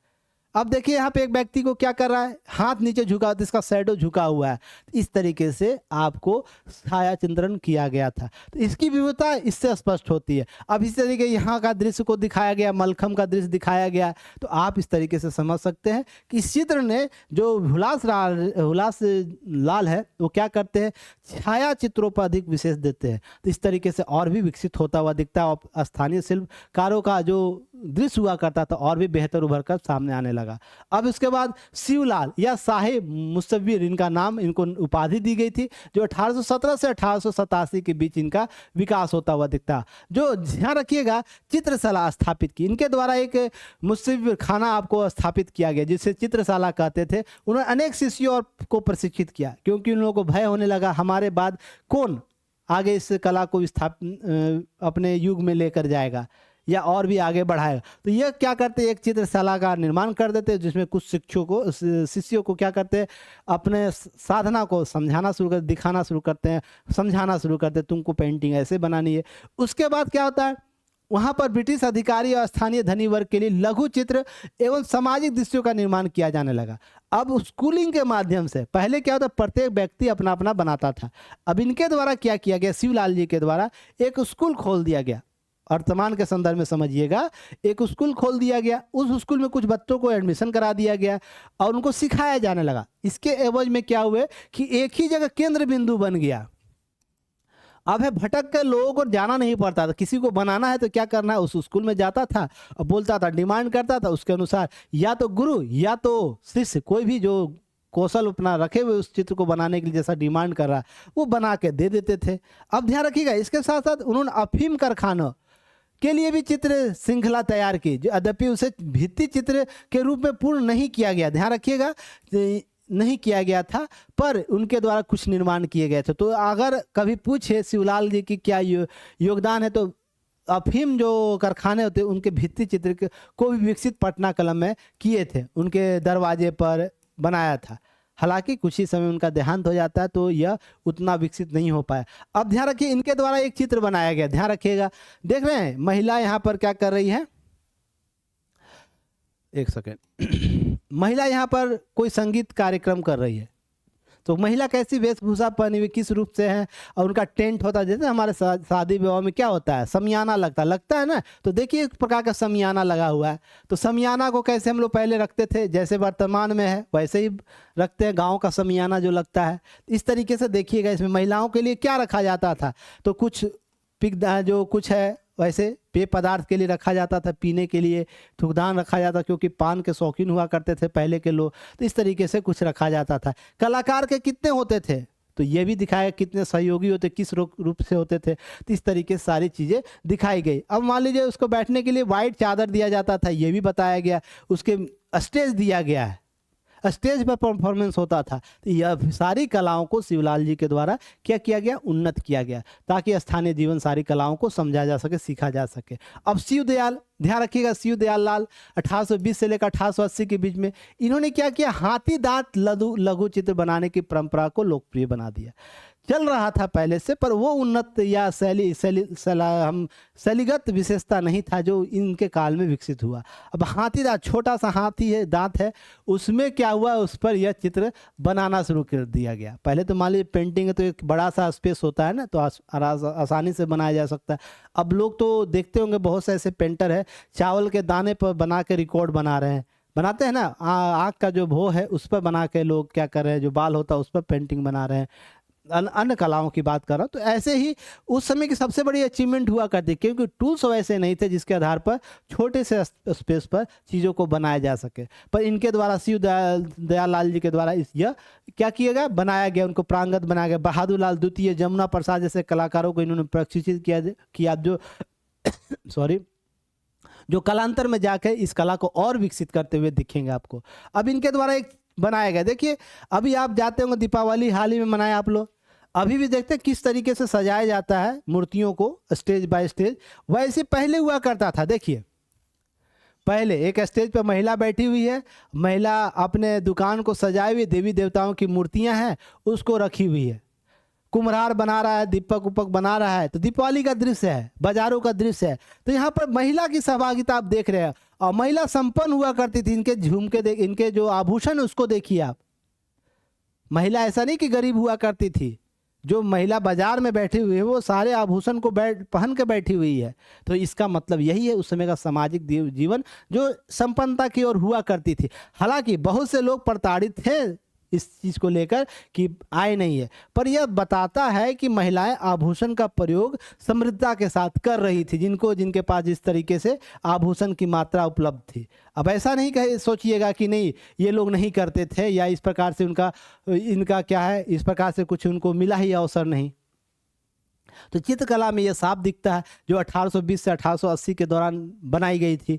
अब यह संदर्भ यह भी बताता है, ध्यान रखिएगा, जो यह चित्रकला है, अब ध्यान रखिएगा, जुलूस, सामाजिक उत्सव, मंदिर स्थान, धार्मिक चिंतनांकन को करते हुए मिलेगा। तो धार्मिक जो जुलूस है, मंदिर अनुष्ठान है, उस प्रकार का प्रयोग। पर अभी भी ध्यान रखिएगा खास देवी देवताओं का मूर्ति चित्रकला में नहीं बनाया गया। यहाँ पर जो बाजार है, बाजार का बात किया जा रहा है, बाजार का जो बाजार में बेचने की मूर्तियाँ लाई गई है, जो वर्तमान में आप देखते होंगे दीपावली के दिन लोग सजाते हैं, धनतेरस से पहले मूर्तियाँ लोग खरीदते हैं, उस संदर्भ की बात हो रही है, न कि यहाँ केवल देवी देवताओं को रख कर बनाया गया है। इस तरीके से चीज़ों को समझिएगा कि हाँ बाजार हाट के माध्यम से कैसे कि जो कुम्हार है दीपक बना रहा है, इस संदर्भ को समझाया गया, इस भावना को समझाया गया। तो कुल मिलाकर सामाजिक जीवन को समझाया गया आपको शिव दयाल जी के द्वारा। अब ध्यान रखिएगा, विशिष्ट सौंदर्य दृष्टि विकसित करते हुआ दिखेगा, विशिष्ट सौंदर्य दृष्टि। अब यह निपुणता है, जब यह मूर्ति बनाई जा रही है, उस जो मूर्ति का स्वरूप है वो भी दिखाया गया है।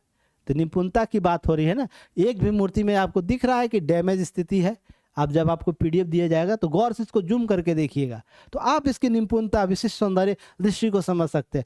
साधारण कला तो ये मान लीजिए साधारण है, ठीक है ना, साधारण के साथ साथ विशिष्टता भी लेकर आ गए इनके द्वारा।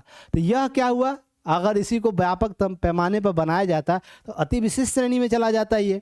पर ये पेंटिंग के अंदर एक विशिष्टता का कॉन्सेप्ट डेवलप किया गया जो शिव दयाल जी के द्वारा दिया गया। उनके जो शिष्य थे उनके द्वारा विकसित भी आगे किया गया। इस तरीके से शिव दयाल लाल पटना कलम के तकनीकी नवाचार के कलाकार माने जाते, इसलिए इनका नाम हमेशा आप चर्चा में सुनते होंगे कि शिव दयाल लाल ने पटना पेंटिंग को क्या दिया, समझ गए, वर्गीकरण दे दिया एक साधारण और विशिष्ट के श्रेणी में। तो इस तरीके से इनकी पेंटिंग को और विशिष्टता मिलना शुरू हुआ, पटना कलम को और विशिष्टता मिलना शुरू हो गया।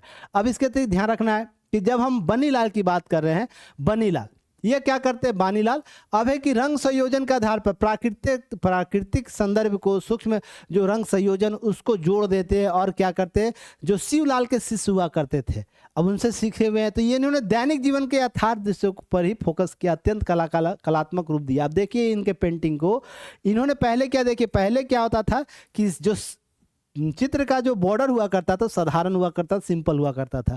अब इन्होंने बॉर्डर देना शुरू कर दिया, देख रहे बॉर्डर, जो वर्तमान में आप पेंटिंग देखते हैं बॉर्डर आपको देता हुआ मिलेगा। अब उसके बाद पेंटिंग के अंदर जो दृश्य है, महिलाएं क्या कर रहे हैं, कुछ यहाँ पर देखिए क्या रखा हुआ है, वही ताड़ी रखा हुआ है जो ताड़ के पत्रों से निकाल के एक पेय पदार्थ के तौर पर उपयोग, वहाँ के लोग उसको पी रहे हैं। एक चाट बैठे हुए, देखिए जो चाट है ना, जो ताड़ के पत्तों का बनाया पत्तों का बनाया जाता है, वो चाट का देख रहे हैं, उसका बना के सारी चीज़ें दिखाई जा रही है।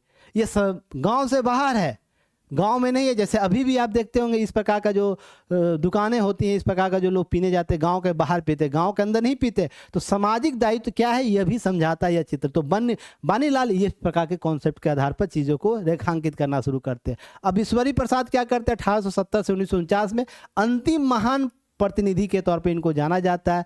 कलात्मक स्कूल ऑफ आर्ट के अध्यापक इनके द्वारा ये थे। अब संवेदना यथार्थवादी सौंदर्य को दर्शाते, इनके द्वारा कुछ बनाया गया। ध्यान रखिएगा, ईश्वरी प्रसाद के द्वारा, देखिए इनके सिग्नेचर किया हुआ आपको पेंटिंग है, इनके द्वारा जो बनाया गया पेंटिंग।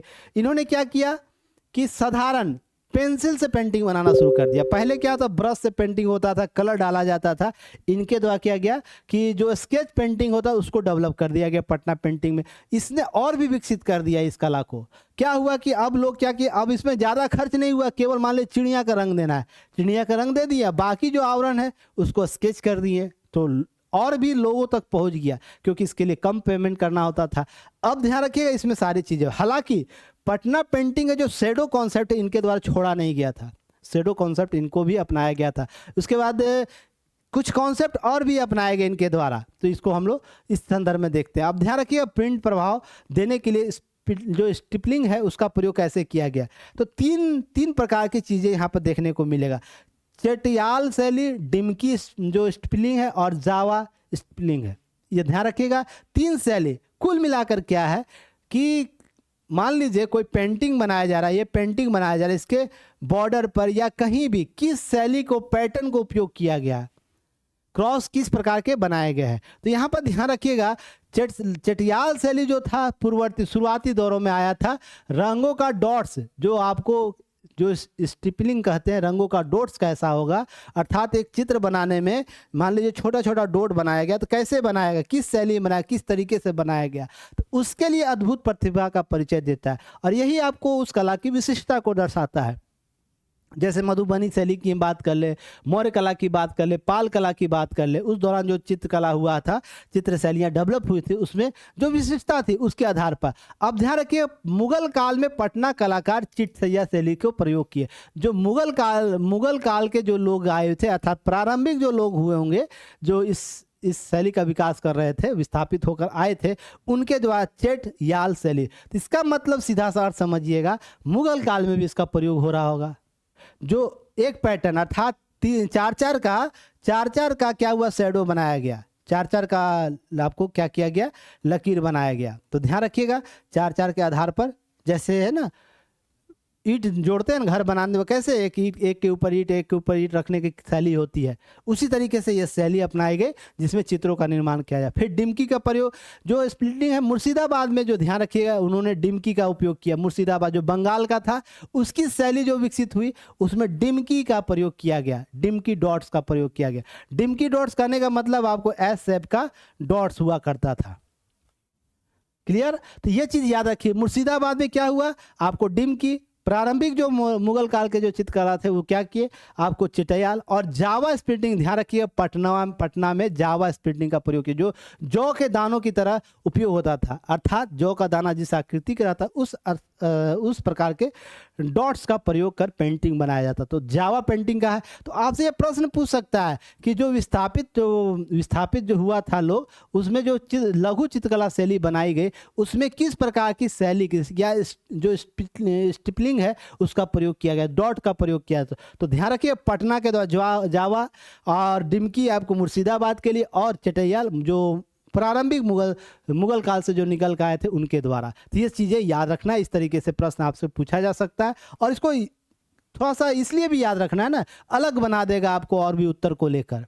जैसे आप चीज़ों को बेहतर कर पाइएगा, जितना अच्छा लिख पाइएगा, नए चीज सोर्स को दे पाइएगा, तो आप और अच्छे तरीके से अपने आप को प्रूव कर पाइएगा। अब पटना कलम पेंटिंग का प्रभाव क्या था, तो ध्यान रखिए पटना स्कूल ऑफ पेंटिंग कहा गया, जिसको विशिष्ट कला शैली के तौर पर मुगल मिनिएचर पेंटिंग, जो मुगल से प्रभावित थे, स्थानीय बंगाली अंग्रेजी प्रभाव का अनूठा मिश्रण था। तो 3 मूलतः आपको देखें, जो मुगल से प्रभावित होकर प्रभाव लेकर आए थे, दूसरा स्थानीय बंगाली, उस समय बंगाल का मुर्शिदाबाद का भी चीज़ें हुआ कर रही थी, उसका भी प्रभाव आपको पटना में दिखता है, फिर अंग्रेजों का प्रभाव। तो तीनों का कम, अंग्रेजों का कहने का मतलब यूरोपीय कलाओं का प्रभाव यहाँ पर दिखता है। अब ध्यान रखिए इस दौरान जो भी सामाजिक, सांस्कृतिक, ऐतिहासिक कारकों के प्रभाव पड़ा, इस शैली के तकनीकी विशेषता को बढ़ा दिया, उसके सामाजिक जो चित्रण थे उसको बढ़ा दिया, विषय वस्तु के आकार को बढ़ा दिया। इस तरीके से आप देखते हैं तो मुगल जो चित्रकला था उसका प्रभाव आपको देखने को मिलता मिलता है। सबसे बड़ा प्रभाव मुगल चित्रकला का हुआ। उसके बाद मुगल जो मिनिएचर पेंटिंग है, बारीकी और सजीव चित्रण परंपरा इस रूप में देखने को मिलती है, जो बारीक कॉन्सेप्ट अपनाए जाते थे। मुगल शैली में चित्रित फूल, पौधे और मानव आकृतियों स्थापत्य कला का पटना कलम पर अपना स्थान रखता है। उसके बाद पटना के संकर जातियों में जब देखने को मिलता है, राज दरबारी और जो हमारा राजसी और दरबारी विषयों के बजाय आम लोगों का जीवन संकर शैली के तौर पर विकसित हुआ था, वो आपको यहाँ पर दिख जाता है। तो ये चीज़ याद रखना है क्या कि शुरुआती दौर में तो देखने को मिला जो मुगल काल में अपनाए जा रहे थे, पर बाद के दिनों में देखने को मिलता है कि यह क्या हुआ, आम लोगों से प्रभावित होता हुआ अधिक दिखा, सामाजिक लोगों से प्रभावित होते हुए अधिक दिखा। अब स्थानीय संस्कृति और ग्रामीण, अब मिथिला और बिहार क्षेत्र में ग्रामीण और शहरी जीवन का गहरा प्रभाव देखने को मिला, क्योंकि उस दौर में मिथिला का साम्राज्य हुआ करता था, मिथिला का शासन हुआ, मिथिला कौन आपको प्रश्रय दे रहा था, इस तरीके से। इसमें व्यापारिक, किसानों और मछुआरों के कारीगरों के दैनिक जीवन चित्रण आपको होता हुआ दिखा। बाजार, हाट, स्थानीय जो भी चीज़ें थी, वो सारी चीज़ें आपको स्थानीय संस्कृति के बढ़ावा के केंद्र बिंदु के तौर पर देखा जाने लगा। अंग्रेजों का औपनिवेशिक प्रभाव क्या था? अब ध्यान रखिए, ब्रिटिश उपनिवेश को अधिक प्रभाव देखना, खरीदारी प्रोत्साहन किया जाना, आधुनिक विषय जैसे ट्रेन, घोड़ा गाड़ी, इस कला का चित्रित किया जाना। बाद के दिनों में जब ट्रेन आता है भारत में या यूरोप में पहले आ गया था, तो क्या हुआ कि उसका डिमांड किया जाने लगा, चलो तुम बनाओ हमारे लिए ट्रेन का एक पेंटिंग, गुजरता हुआ ट्रेन का पेंटिंग, उससे धुआं निकल रहा है, छुक छुक गाड़ी खड़े तो कैसे इंजन आपको चलता है, उससे उसके आधार पर चीज़ें बनाई जाने लगी। यूरोपीय परिप्रेक्ष्य और यथार्थवाद का प्रभाव पटना कलम की शैली को और अधिक परिष्कृत कर दिया, दोनों को जोड़ दिया। संकर जाति निकला तो परिष्कृत आपको एक शैली होती हुई दिखी। वहीं बंगाल और अन्य भारतीय कला का प्रभाव, बंगाल स्कूल ऑफ आर्ट्स में भी पटना का कलम प्रभाव दिया, बारीक रेखांकन, सूक्ष्म रंगों का उपयोग, इस प्रकार से। इसके अलावा अन्य क्षेत्रीय शैलियों, राजस्थानी, पहाड़ी कला, सभी का प्रयोग यहाँ पर होता है। रीज़न उसके पीछे है कि जब विस्थापन हो रहा था तो जो अन्य क्षेत्रों में गए थे सभी लोग अपने अपने को कनेक्ट कर पाए और एक दूसरे के साथ सहयोग करके अपने कलात्मक विकास को बढ़ावा दिया। कुछ लोग जब पटना आर्ट में पारंगत हो गए तो कुछ लोग राजस्थान गए, कुछ तंजावुर गए, तो इस तरीके से वहाँ से कुछ कलाएं सीख कर आए, तो पटना पेंटिंग उसका प्रयोग बारीकी रेखांकन को लेकर किया, सूक्ष्म अवलोकन को लेकर किया। तो इस तरीके से बढ़ता हुआ आपको क्षेत्र दिख जाएगा। इसके अतिरिक्त क्या करना है कि सामाजिक और धार्मिक बदलावों का प्रभाव भी देखने को मिलता है। जब 18वीं-19वीं शताब्दी में पटना कलम पेंटिंग गहराई से प्रभावित, शहरीकरण, व्यापारिक गतिविधियाँ जैसे जैसे बदला ब्रिटिश उपनिवेशवाद आने के बाद, तो वैसे वैसे प्रभाव पेंटिंग पर देखने लगा, व्यापारियों पर दिखाया जाने लगा, सभी वर्ग का डिमांड वैसा ही होने लगा, तो सप्लाई भी वैसा ही पेंटर करना शुरू कर दिए।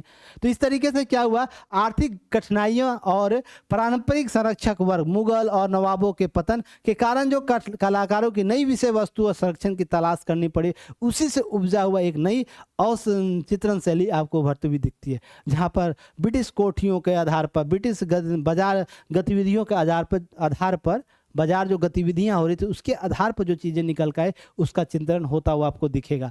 धार्मिक और आध्यात्मिक प्रभाव की बात करें तो ध्यान रखें, हिंदू धार्मिक विषयों के प्रभाव स्पष्ट रूप से देखा जाए, क्योंकि आप देखते होंगे ना बाजार हाट में, जब दीपावली के बाजार हाट लगी हुई थी उसमें हिंदू देवी देवताओं का बाजार में बेचता हुआ मूर्ति के स्टॉल दिख रहे थे आपको। इस तरीके से प्रभाव दिखा था। रामायण महाभारत जैसे महाकाव्यों से भी प्रेरित दृश्य थे, देवी देवताओं के छवियों के चित्र किए जाते थे, पर विशेषता नहीं किए जाते थे, विशेष को ध्यान में रखकर नहीं, जैसे पूरा पेंटिंग का एक ही केंद्र बिंदु हो, कोई देवी देवता, ऐसा नहीं था। समग्र तौर पर उपयोग किया जाता था इस संदर्भ को, क्योंकि ये सामाजिक जीवन का भाग था ना, हमारे सांस्कृतिक जीवन का भाग था, हमारे धार्मिक जीवन का भाग था, इसलिए इसको अलग नहीं किया गया था। पर विशेषता जो बनाए जाने वाली शैली थी पहले जो हुआ करती थी, किसी खास देवी देवताओं को ध्यान में रखकर पूरे पेंटिंग का आधार होना, वो कम हो गया था। अब धार्मिक अनुष्ठानों को ध्यान में रखना है, त्योहारों के दृश्य को प्रमुख विषय वस्तु, ये सब सारे आपको कलात्मक विकास जब आप देखते हैं इसके संदर्भ में, ये अलग होता हुआ दिखे, अलग पहचान देता हुआ दिखे, इस तरीके से चीज़ें। यथार्थ व सामाजिक दृष्टिकोण का प्रभाव देखने, जैसा है वैसा दिखाने का प्रयास किया जाने लगा। उसके अलावा पर्यावरण और प्रकृति का प्रभाव देख रहे हैं, महिला बेच रही तो कहाँ बेच रही, ताड़ के जंग जो पेड़ है उसके पास के, तालाबों के आसपास, तो प्राकृतिक सजीवता को क्या किया जाए, चित्रण किया जाने लगा। इस तरीके से लोग क्या कि नदी, पशु पक्षी जैसे जो वर्ग जीव जंतु उसकी अक्सर चित्रण इसमें होते थे, जिसके कारण इसके बीच थोड़ा सा संबंध बढ़ना शुरू हो गया।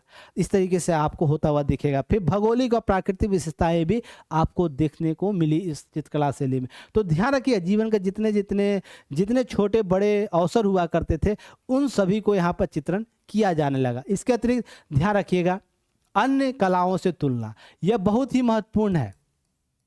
अगर इसको समझ गए तो आप पटना कलम में आप क्या होंगे, स्पेशल आपके पास चीज़ें आ जाएंगी। रीज़न उसके पीछे, जब किसी कला का तुलना करते हैं ना, या किसी व्यक्ति को दूसरे व्यक्ति से, मान लीजिए ए व्यक्ति और बी व्यक्ति जब तुलना करेंगे तो इसमें क्या प्लस है, क्या माइनस है, क्या प्लस है, क्या माइनस, उसके बीच का अंतर करते हैं ना, तो आपके पास एक विशेष नज़रिया आ जाता है, या हम क्या है, विशेष नज़रिया आ जाता है।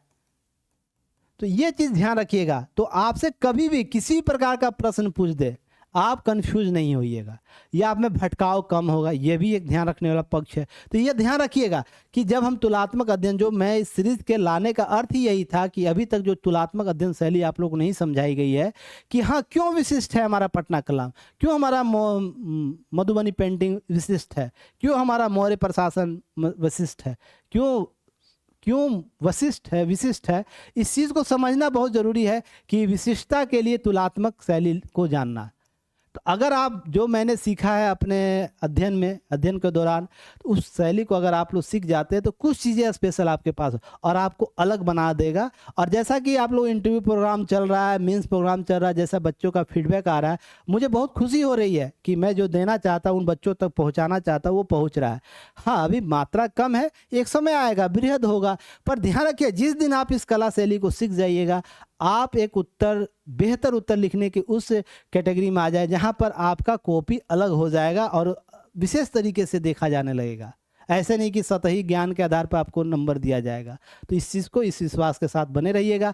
अब ध्यान रखिएगा, विषय वस्तु जब हम मुगल चित्रकला, राजस्थानी चित्रकला, बंगाली पेंटिंग, मधुबनी पेंटिंग, कम से कम इतने 4-5 और भी हो सकते हैं, पर ध्यान रखिए इतना 4 को ही आधार बनाते, इतना कहीं दे दीजिएगा तो सामने वाला तो गदगद हो जाए। जो कोई एक भी नहीं दे रहा होगा, आप 4-4 दे दीजिएगा। हो सकता है बोलिएगा तो मैं 10-15 पेंटिंग का दे दूंगा, पर वो समय की बर्बादी होगी, अतिरिक्त ज्ञान होगा, ज़्यादा ओवरलैप नहीं करना, पर इतना जरूर करना है जिसके आधार पर आप प्रूव कर पाए कि हाँ पटना पेंटिंग बहुत बेहतर था औरों से। क्लियर है? चलिए, तो पटना कलम पेंटिंग क्या है? यह शैली मुख्य रूप से दैनिक जीवन, ग्रामीण परिवेश, त्योहारों और स्थानीय गतिविधियों का चित्रण करता था, जो शुरू से अभी तक मैं बोल रहा हूँ। इसका सिंपल सा आपको ये चीज़ समझना, हमारे सामाजिक जीवन से जुड़ा हुआ सभी गतिविधियों को ये दर्शाता था। अब है कि जो यथार्थवादी अधिक था, साधारण जीवन से अधिक था, साधारण जीवन से जुड़ा हुआ अधिक चित्र शैली था। तो इस तरीके से बताना है, यथा जैसा है वैसा दिखा रहा है, उसमें कोई बनावटी नहीं, कोई डैड नहीं करना है कि नहीं तुम चटकार रंग प्रयोग कर दो। अगर पगड़ी का रंग गेहुआ है तो गेहुआ दिखाएगा, अगर गंदा है तो गंदा दिखा रहा है, चमकीला है तो चमकीला दिखा रहा है। नया पगड़ी कोई पहन लिया तो नए वो रंग का दिखाएगा। इस तरीके से समझिएगा। मुगल चित्रकला में ध्यान रखिए क्या हुआ था, शाही दरबार, युद्ध के दृश्य, राजाओं का वैभव और भव्यता दर्शाया जाता था। यह क्यों कारण था, अर्थ का प्रभाव था। पैसे अधिक थे तो लोग इस प्रकार का डिमांड करते थे, और चित्रकला वैसे विकसित होती जैसा डिमांड होता है। राज दरबारों में अगर ऐसा ही डिमांड किया तुम शाही दरबार का चित्र बनाओ, तो शाही दरबार बनाएगा ना, क्योंकि उसी अनुपात में उसको अनुदान मिल रहा है। अब ध्यान रखिए राजस्थानी चित्रकला, जो ध्यान रखिएगा पौराणिक कथाएं अधिक होती थी, राधा कृष्ण के प्रसंग, शाही जीवन, प्रकृति चित्रण अधिक हुआ करता था। तो आप देखते हैं पटना कलम से इसको विपरीत होता हुआ देख रहे हैं। फिर उसके बाद बंगाली पेंटिंग जो मुर्शिदाबाद में विकसित हुआ था, उसके आसपास के क्षेत्रों में विकसित हुआ था, तो संपूर्ण बंगाली पेंटिंग हम बोल सकते हैं उसको। तो धार्मिक और आध्यात्मिक विशेषताएं अधिक विषयों को, जैसे देवी देवताओं और सामाजिक मुद्दों के आधारित थे। इसमें सामाजिक जीवन था, सामाजिक जीवन के परिवेश शामिल थे, पर आध्यात्मिक विषय जैसे दुर्गा का जो चित्र, दुर्गा माता का क्या है सबसे ज्यादा चित्र बनाया लगे, धार्मिक प्रतिष्ठानों के चित्र बनाए जाने लगे। वहीं मधुबनी पेंटिंग मिथकीय, जो मिथकीय होते हैं, मिथकीय घटनाएं होती हैं, उस पर आधारित पेंटिंग बनाया करता था। तो उससे तुलनात्मक अध्ययन होता है, जैसे विवाह, प्रकृति और देवी देवताओं का चित्रण साथ में होता था मधुबनी पेंटिंग में। तो बाकी तो सब ठीक था, यथार्थवाद यहाँ नहीं था। कल्पना किया जाता था मधुबनी पेंटिंग। अभी भी आप देखते होंगे कल्पना होता है कि हाँ क्या होता है, शक्ति का प्रतिबिंब कौन है, ये वैभव का प्रतिनिधित्व कौन कर रहा है, तो वहाँ पर कल्पना है। जरूरी नहीं वैभव का शक्ति का प्रदर्शन कोई और कर रहा होगा। तो इस तरीके से यहाँ पर क्या होता था, जो मिथकीय कथाएं हैं उससे प्रेरित होकर जो मधुबनी पेंटिंग बनती थी, उससे कोसों दूर आपको पटना पेंटिंग दिखता है, क्योंकि जैसा है वैसा टू द पॉइंट बात करता था, टू द फैक्ट आपको। अब ऐसा नहीं कि जैसे को तैसा ही करता था, अब क्या है कि जिस रूप में जैसा है वैसा ही चित्रण करता। तो ये कि विशिष्ट शैली इसकी थी यथार्थवादी। तो आपको यहाँ से एक निकालना विषय वस्तु के आधार पर। अब रंग और माध्यम के आधार पर सभी पेंटिंगों के अंदर पहला क्या था आपका, वो याद रखना। दूसरा, रंग और माध्यम क्या अपनाए गए थे इन सारे शैलियों में, तो इसको देख लेना है। पहला, पटना कलम में हल्के पारदर्शी और प्राकृतिक रंगों का प्रयोग किया गया। वहीं मुगल चित्रकला में गहरे और चमकीले रंगों का प्रयोग किया गया, जो कागज कपड़े दीवारों पर बनाए जाते थे। अब इस तरीके से यहाँ पर जो पटना कलम है कागज पे ही केवल बनाया करते थे। उसके बाद के दिनों में हाथी वाले दांत पर बनता हुआ, उसके अबरख वाले में भी, पर मुख्यतः सबसे ज़्यादा कागज पर ही बनाए गए थे। याद रखिएगा, क्योंकि उस समय ब्रिटिश उपनिवेशवाद का प्रभाव था, कागज का प्रभाव बढ़ गया था, जिसके कारण ऐसा हुआ था। अब राजस्थानी चित्रकला, ध्यान रखिएगा, गहरे और चमकीले रंगों का प्रयोग होता था। कपड़े और हाथ से बने कागज पर बनाई जाती थी। तो इस तरीके से चीज़ें देखने में, बंगाली पेंटिंग वो भी कागज और कपड़े पर बनता था। हल्कापन जो परिष्कार अपनाए जाते रंगों का, परिष्कृत रंग अपनाए जाते थे। इस तरीके से देखते। मधुबनी पेंटिंग वो भी प्राकृतिक रंगों का और काले घेरे का उपयोग यह विशिष्ट तौर पर करता था। हर पेंटिंग में काला घेरा जरूर होता था। लगभग पेंटिंगों में अगर निकाल लिया जाए मधुबनी पेंटिंग के 100 चित्रों में, तो लगभग 98 चित्र ऐसे होंगे जिस पर काला आपको बारीकियां होंगी। इस तरीके से ध्यान रखिएगा, दीवारों पर, कपड़े पर, कागज पर, सभी जगह बनाए जाते हैं। तो यहाँ पर एक चीज अंतर रखिएगा, क्या, यहाँ पर जो पारदर्शी रंग कहीं ने प्रयोग किया गया, इस चीज से ध्यान रखिएगा। पारदर्शी, हल्के पारदर्शी रंगों का प्रयोग यहाँ पर विशेष तौर पर किया गया। कहीं कहीं कम मात्रा में हुआ, कहीं कहीं तो किया गया पर कम मात्रा पर। जब हम अधिक सभी चित्रों को एक साथ देखते हैं तो सबसे ज़्यादा उच्चता किसका हो जाता है, पटना कलम का। तो आप रंग और माध्यम के आधार पर पारदर्शी जो चित्रण शैली था उसको अलग कर सकते हैं यहाँ पर। नेक्स्ट आपको ध्यान क्या रखना है, शैली और तकनीक पर। किस प्रकार की शैली थी, उसका तकनीक क्या था, इस आधार पर सभी कलाओं का अंतर करते हैं। तो कुछ चीज़ें ध्यान रखिएगा, बारीक रेखांकन, यथार्थवादी, वही बातें आ जाएंगी, यथार्थवादी कॉन्सेप्ट। पर मुगल काल में अलंकृत था, विशिष्ट शैली था, विशेष ध्यान रखा, विशेष बुलाया जाता था, उनको विशेष श्रेणी दिया जाता था, इसके आधार पर चित्रण होता था। राजस्थानी एक लघु चित्रकला था, तो यहाँ पर जटिल डिजाइन बनाया गया। ध्यान रखिएगा, फूल पत्तियों का वर्णन किया गया, विशिष्ट पृष्ठभूमि बनाई गई लघु चित्रकला में। तो यह उसके अतिरिक्त बंगाली में सरल, भावनात्मक या आध्यात्मिक अभिव्यक्ति थी, उसको विशिष्ट योगदान दिया जाने वाला शैली, जो हमारा शैली और तकनीक था। अब उसके अलावा मधुबनी पेंटिंग, ध्यान रखिए, ज्यामितीय आकृति अधिक थी। आप देखते होंगे प्राकृतिक दृश्य, सांस्कृतिक प्रतीक अधिक हुआ करते थे। ज्यामितीय आकार पर जो है मधुबनी पेंटिंग का अभी भी वर्तमान में भी उसका प्रयोग हो रहा है। तो ज्यामितीय आकृति अधिक होती, पर पटना कलम क्या यथार्थवाद शैली का था, और दूसरा बारीक रेखांकन था, छोटे छोटे रेखांकन किए जाते थे पेंसिल ब्रश से। तो इस तरीके से ध्यान रखना, इसको अलग करता है। उसके बाद एक शैली है जिसमें उपयोग कैसे हुआ और उसका उद्देश्य क्या था। तो पटना कलम पेंटिंग व्यावसायिक उद्देश्य बहुत इंपॉर्टेंट था। बाजार के आधार पर, जैसा बाजार था, जैसा आपके बात मैंने बताया, स्कूल में भी स्कूल डेवलप किए गए, उसमें जैसा डिमांड होता वैसे सप्लाई पेंटिंग किया जाता था बना के लोगों को। तो व्यापारी क्या थे, व्यापारी इसे खरीदते थे और बेचते थे। तो व्यापार का एक नया मार्ग मिला, यूरोप में ले जाके लोग बेच रहे, यूरोपीय बाजार में इसके पेंटिंग को पर उसके अलावा जो शैलियाँ थी वो इस तरीके से अपना प्रभाव नहीं रख पाई थी, क्योंकि वैसे दृष्टिकोण नहीं अपनाए गए थे। इस संदर्भ को समझिएगा। मुगल चित्रकला शाही संरक्षण में था। अब राजस्थानी राजाओं और दरबारियों की मांग के आधार पर यह भी बनाई जाती थी, पर व्यावसायिक दृष्टिकोण यहाँ पर नहीं था। ठीक है, कुछ लोग शौक से लेकर चले जाए वो अलग मैटर है, पर हाँ इस उद्देश्य से कि तुम हमको 100 को पेंटिंग बना कर दे दो, हम इसको बेचकर पैसा कमाएंगे, ऐसा कॉन्सेप्ट नहीं था। बंगाली पेंटिंग धार्मिक और सामाजिक मुद्दों को उजागर करते हुए बनाई जाती थी, तो कुछ विशेष अवसरों पर बनाई जाती थी, ये भी ध्यान रखना है। तो बाजार में कुछ आके लोग खरीद ले वो अलग मैटर है, पर यह उद्देश्य नहीं हुआ करता था कि पेंटिंग बनाएंगे तो उसको बेचना है, प्राथमिक उद्देश्य नहीं होता था। पर यहाँ पर क्या होता था, उद्देश्य बेचने का भी उद्देश्य हुआ करता था। अब मधुबनी पेंटिंग ध्यान रखिएगा मुख्य रूप से त्योहारों, धार्मिक अनुष्ठानों में उपयोग की जाती थी। इसका जो पेंटिंग बनता था तो विशेष त्यौहार और धार्मिक अनुष्ठान होंगे वहाँ पर अलग रूप से सृजित किया जाता था। बहुत से लोग अपने घरों में रखते थे, पर इसका व्यापारीकरण नहीं हुआ था। अब संरचना दृष्टिकोण के आधार पर ध्यान रखिएगा कि सरल था और मुख्य विषय क्या हुआ करता था, यथार्थवादी चित्रण। वही बात पकड़िएगा, यहाँ पर विशिष्ट भव पृष्ठभूमि हुआ करती थी। पृष्ठभूमि इसका भवता को दर्शाता था, क्योंकि मुगल साम्राज्य उस समय का सबसे बड़ा साम्राज्य होता था, उसके पास पैसा पे करने का अधिक साधन थे। तो दरबार के जितने भी चित्रकला थे वो अपने आप को देश का सर्वश्रेष्ठ चित्रकार समझते थे। तो इसके आधार पर बहुत सी चीज़ें उभर कर आई। राजस्थानी में प्रकृति, महल और झीलों का विस्तृत पृष्ठभूमि देखने को मिलता। बंगाली में ज़्यादा सरल और प्रतीकात्मक रूप से आपको क्या होता है, संरचना दृष्टि देखने को मिलती है। मधुबनी पेंटिंग में पूरी तरह से भरी पड़ी हुई है।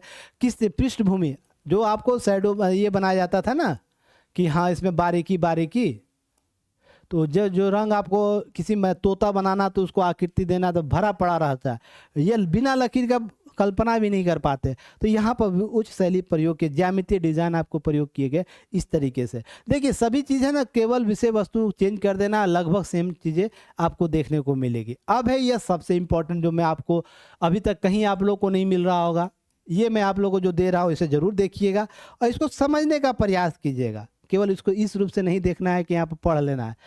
अब ये क्यों विशिष्ट है यही बताएगा, यही जो स्लाइड है यही समझा देगा कि भाई इसको आपको क्यों पढ़ना है, क्यों इसकी इतनी महत्ता है। तो ध्यान रखिएगा, जब पटना शैली की बात कर रहे हैं, मुगल शैली की बात करें उत्तरवर्ती शाखा के तौर पर, स्थानीय चित्रकला के साथ जब तुलनात्मक अध्ययन कर रहे हैं तो देसी और जो विदेशी विचारक है वर्तमान समय के उस समय के समकालीन जो रहे होंगे उनके तो कुछ बातें की गई होगी ना, तभी तो समझा पाएंगे हाँ पटना क्यों विशेष है, पटना कलम क्यों विशेष है, पटना जो चित्रकला शैली वो क्यों विशिष्ट है। तो ध्यान रखिएगा, सबसे पहले अगर देसी विचारकों की बात करें तो आनंद कुमार स्वामी का नाम याद रखिएगा। इनके द्वारा बोला गया है पटना कलम भारतीय आत्मा का प्रतिबिंब है। यह दरबारी जो कृत्रिमता है से मुक्त होकर लोक जीवन तक सहज लय पकड़ती है। अब जो पहले बनावटी हुआ करता था, भवता हुआ करता था, भाई उससे बाहर निकल के सामाजिक जीवन की ओर बढ़ता हुआ चित्रकला शैली, तो ये प्रतिबिंब है ना, वास्तविक प्रतिबिंब दर्शाता है।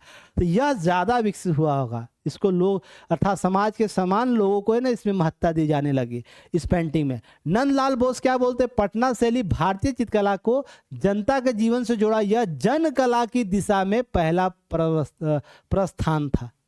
सोच लीजिए कितनी बड़ी ये कला शैली रही होगी। कोई राइटर क्या बोल रहा है, कोई विचारक क्या बोल रहा है कि ये पहली ऐसी शैली थी जो क्या करता है कि जनता की और जन दिशा की ओर प्रभावित होता हुआ दिखेगा, जनता को केंद्र बिंदु रख के। उससे पहले जितनी भी कलाएं थी, शैलियां थी, वो सब राज दरबारों या प्रशयकर्ता से ही केंद्र बिंदु को रख के बनाती थी। पर अब बनवा कोई और रहा है, पर उसके केंद्र बिंदु में कौन है, अधिक जो चित्र बनाए गए उसके केंद्र बिंदु में सामाजिक जो गतिविधियां हो रही है वो, जिसमें जनता, वहाँ के लोग, वहाँ के गतिविधियां अधिक शामिल हुआ करते थे। अमृता रे बोलती हैं, अमृता रे एक राइटर है, जहाँ पर पटना कलम ने बिहार की मिट्टी की गंध को जल रंगों का पिरोया। अब जल रंग का मैं प्रयोग किया था, याद है, तो जल रंगों में पिरोया और इसमें सामाजिक जीवन, लोकार्चन और उत्सवों को क्या किया, जीवंत बनाया या जीवन रूप दिया। इस तरीके से जल रंगों, जो मट्टी का गंध है, जो घटनाएं आसपास हो रही है, गाँव की घटना हो रही, तालाबों के आस घाटों की घटना हो रही, मेला में जो उभरे हुए बाजार का जो घटना है, मिट्टी का गंध है, उसको जल रंगों के साथ जो शैडो छाया बना, जो बारीकी 3D अहमियत दिया जाने लगा, उस स्वरूप को दर्शाता है यह। उसके अतिरिक्त कपिला वात्सायन क्या बोलते हैं, इनके द्वारा पटना शैली भारत की क्षेत्रीय कलाओं की उस धारा का उदाहरण है जिसमें मुगल शैली के अनुशासन और स्थानीय जीवन के स्पंदन से जोड़ा। अब मुगल कला के बाद अनुशासन उसका था कुछ ना, कि हमको विशिष्ट रंगों का प्रयोग करना, विशिष्ट क्षेत्रों का प्रयोग करना, विशिष्ट संदर्भ को प्रयोग करना। उस अनुशासन को स्थानीय जीवन के साथ क्या करता है, जोड़ता है। तो एक संकर जाति संकर चित्र जो शैली है वो उभरती है और जो महत्ता स्थानीय जीवन को देती है। तो यह वात्सायन के द्वारा बताया गया। उसके बाद नेक्स्ट है सतीश चंद्रा। सतीश चंद्रा का नाम आप लोग सुने होंगे, इनकी किताब भी आप लोग पढ़े होंगे।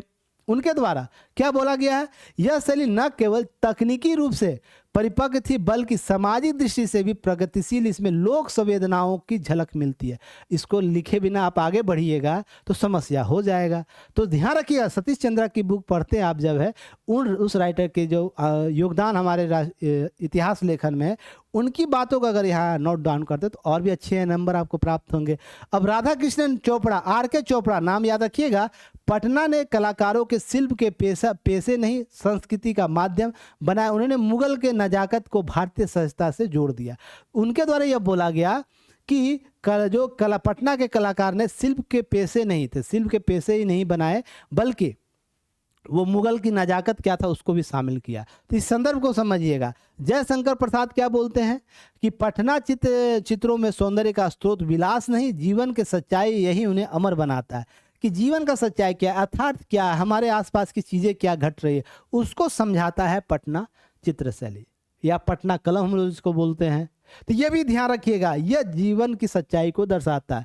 इस प्रकार के शब्दों का प्रयोग करना है तो आपको अच्छे, हालांकि राइटर का नाम जो भी है, विचारक, उनका नाम ना लिखे वो अलग मैटर है क्योंकि GS का पेपर है, पर कोशिश कीजिए ऐसे शब्दों का प्रयोग करिएगा इन्वर्टेड कोमा में, तो जो कॉपी चेक करेंगे उनको आभास हो जाए कि नहीं आप सही दिशा में हैं। नहीं तो बात बनाइएगा तो बात वाला नंबर भी मिलेगा, औसत नंबर मिलेगा, फिर बोलिए औसत हिस्ट्री में सर औसत नंबर मिलता है, क्योंकि औसत आप पढ़ ही रहे हैं ना, बेहतर तो पढ़ नहीं रहे हैं। तो समस्या यहाँ यह है। अब है डॉक्टर शंकर दास गुप्ता, उनके द्वारा बोला गया है पटना की कला जनता की कला है, वह बाजार घाट मेला लोक जीवन के रंगों से भरी पड़ी है, यह बिहार की आत्मा की झलक देता है। अब इस लाइन को लिखिएगा तो समझ जाएगा किसी के राइटर का विचार आप लिख रहे हैं, आप पढ़े होंगे तो ही तो लिख रहे हैं। अब आपको क्या करना है, इसमें तो 2-4 को कंठस्थ कर लेना, सब नहीं होगा, 2-4 को कम से कम कंठस्थ कर सकते हैं। कम से कम सतीश चंद्रा को कर लीजिए, RK चोपड़ा कर लीजिए, डॉक्टर शंकर दास गुप्ता को कर लीजिए, इसके बाद इधर अमृता रे को कर लीजिए, कम से कम 2-4 को कर लीजिए, बाकी को और कर लेते और अच्छी बात है।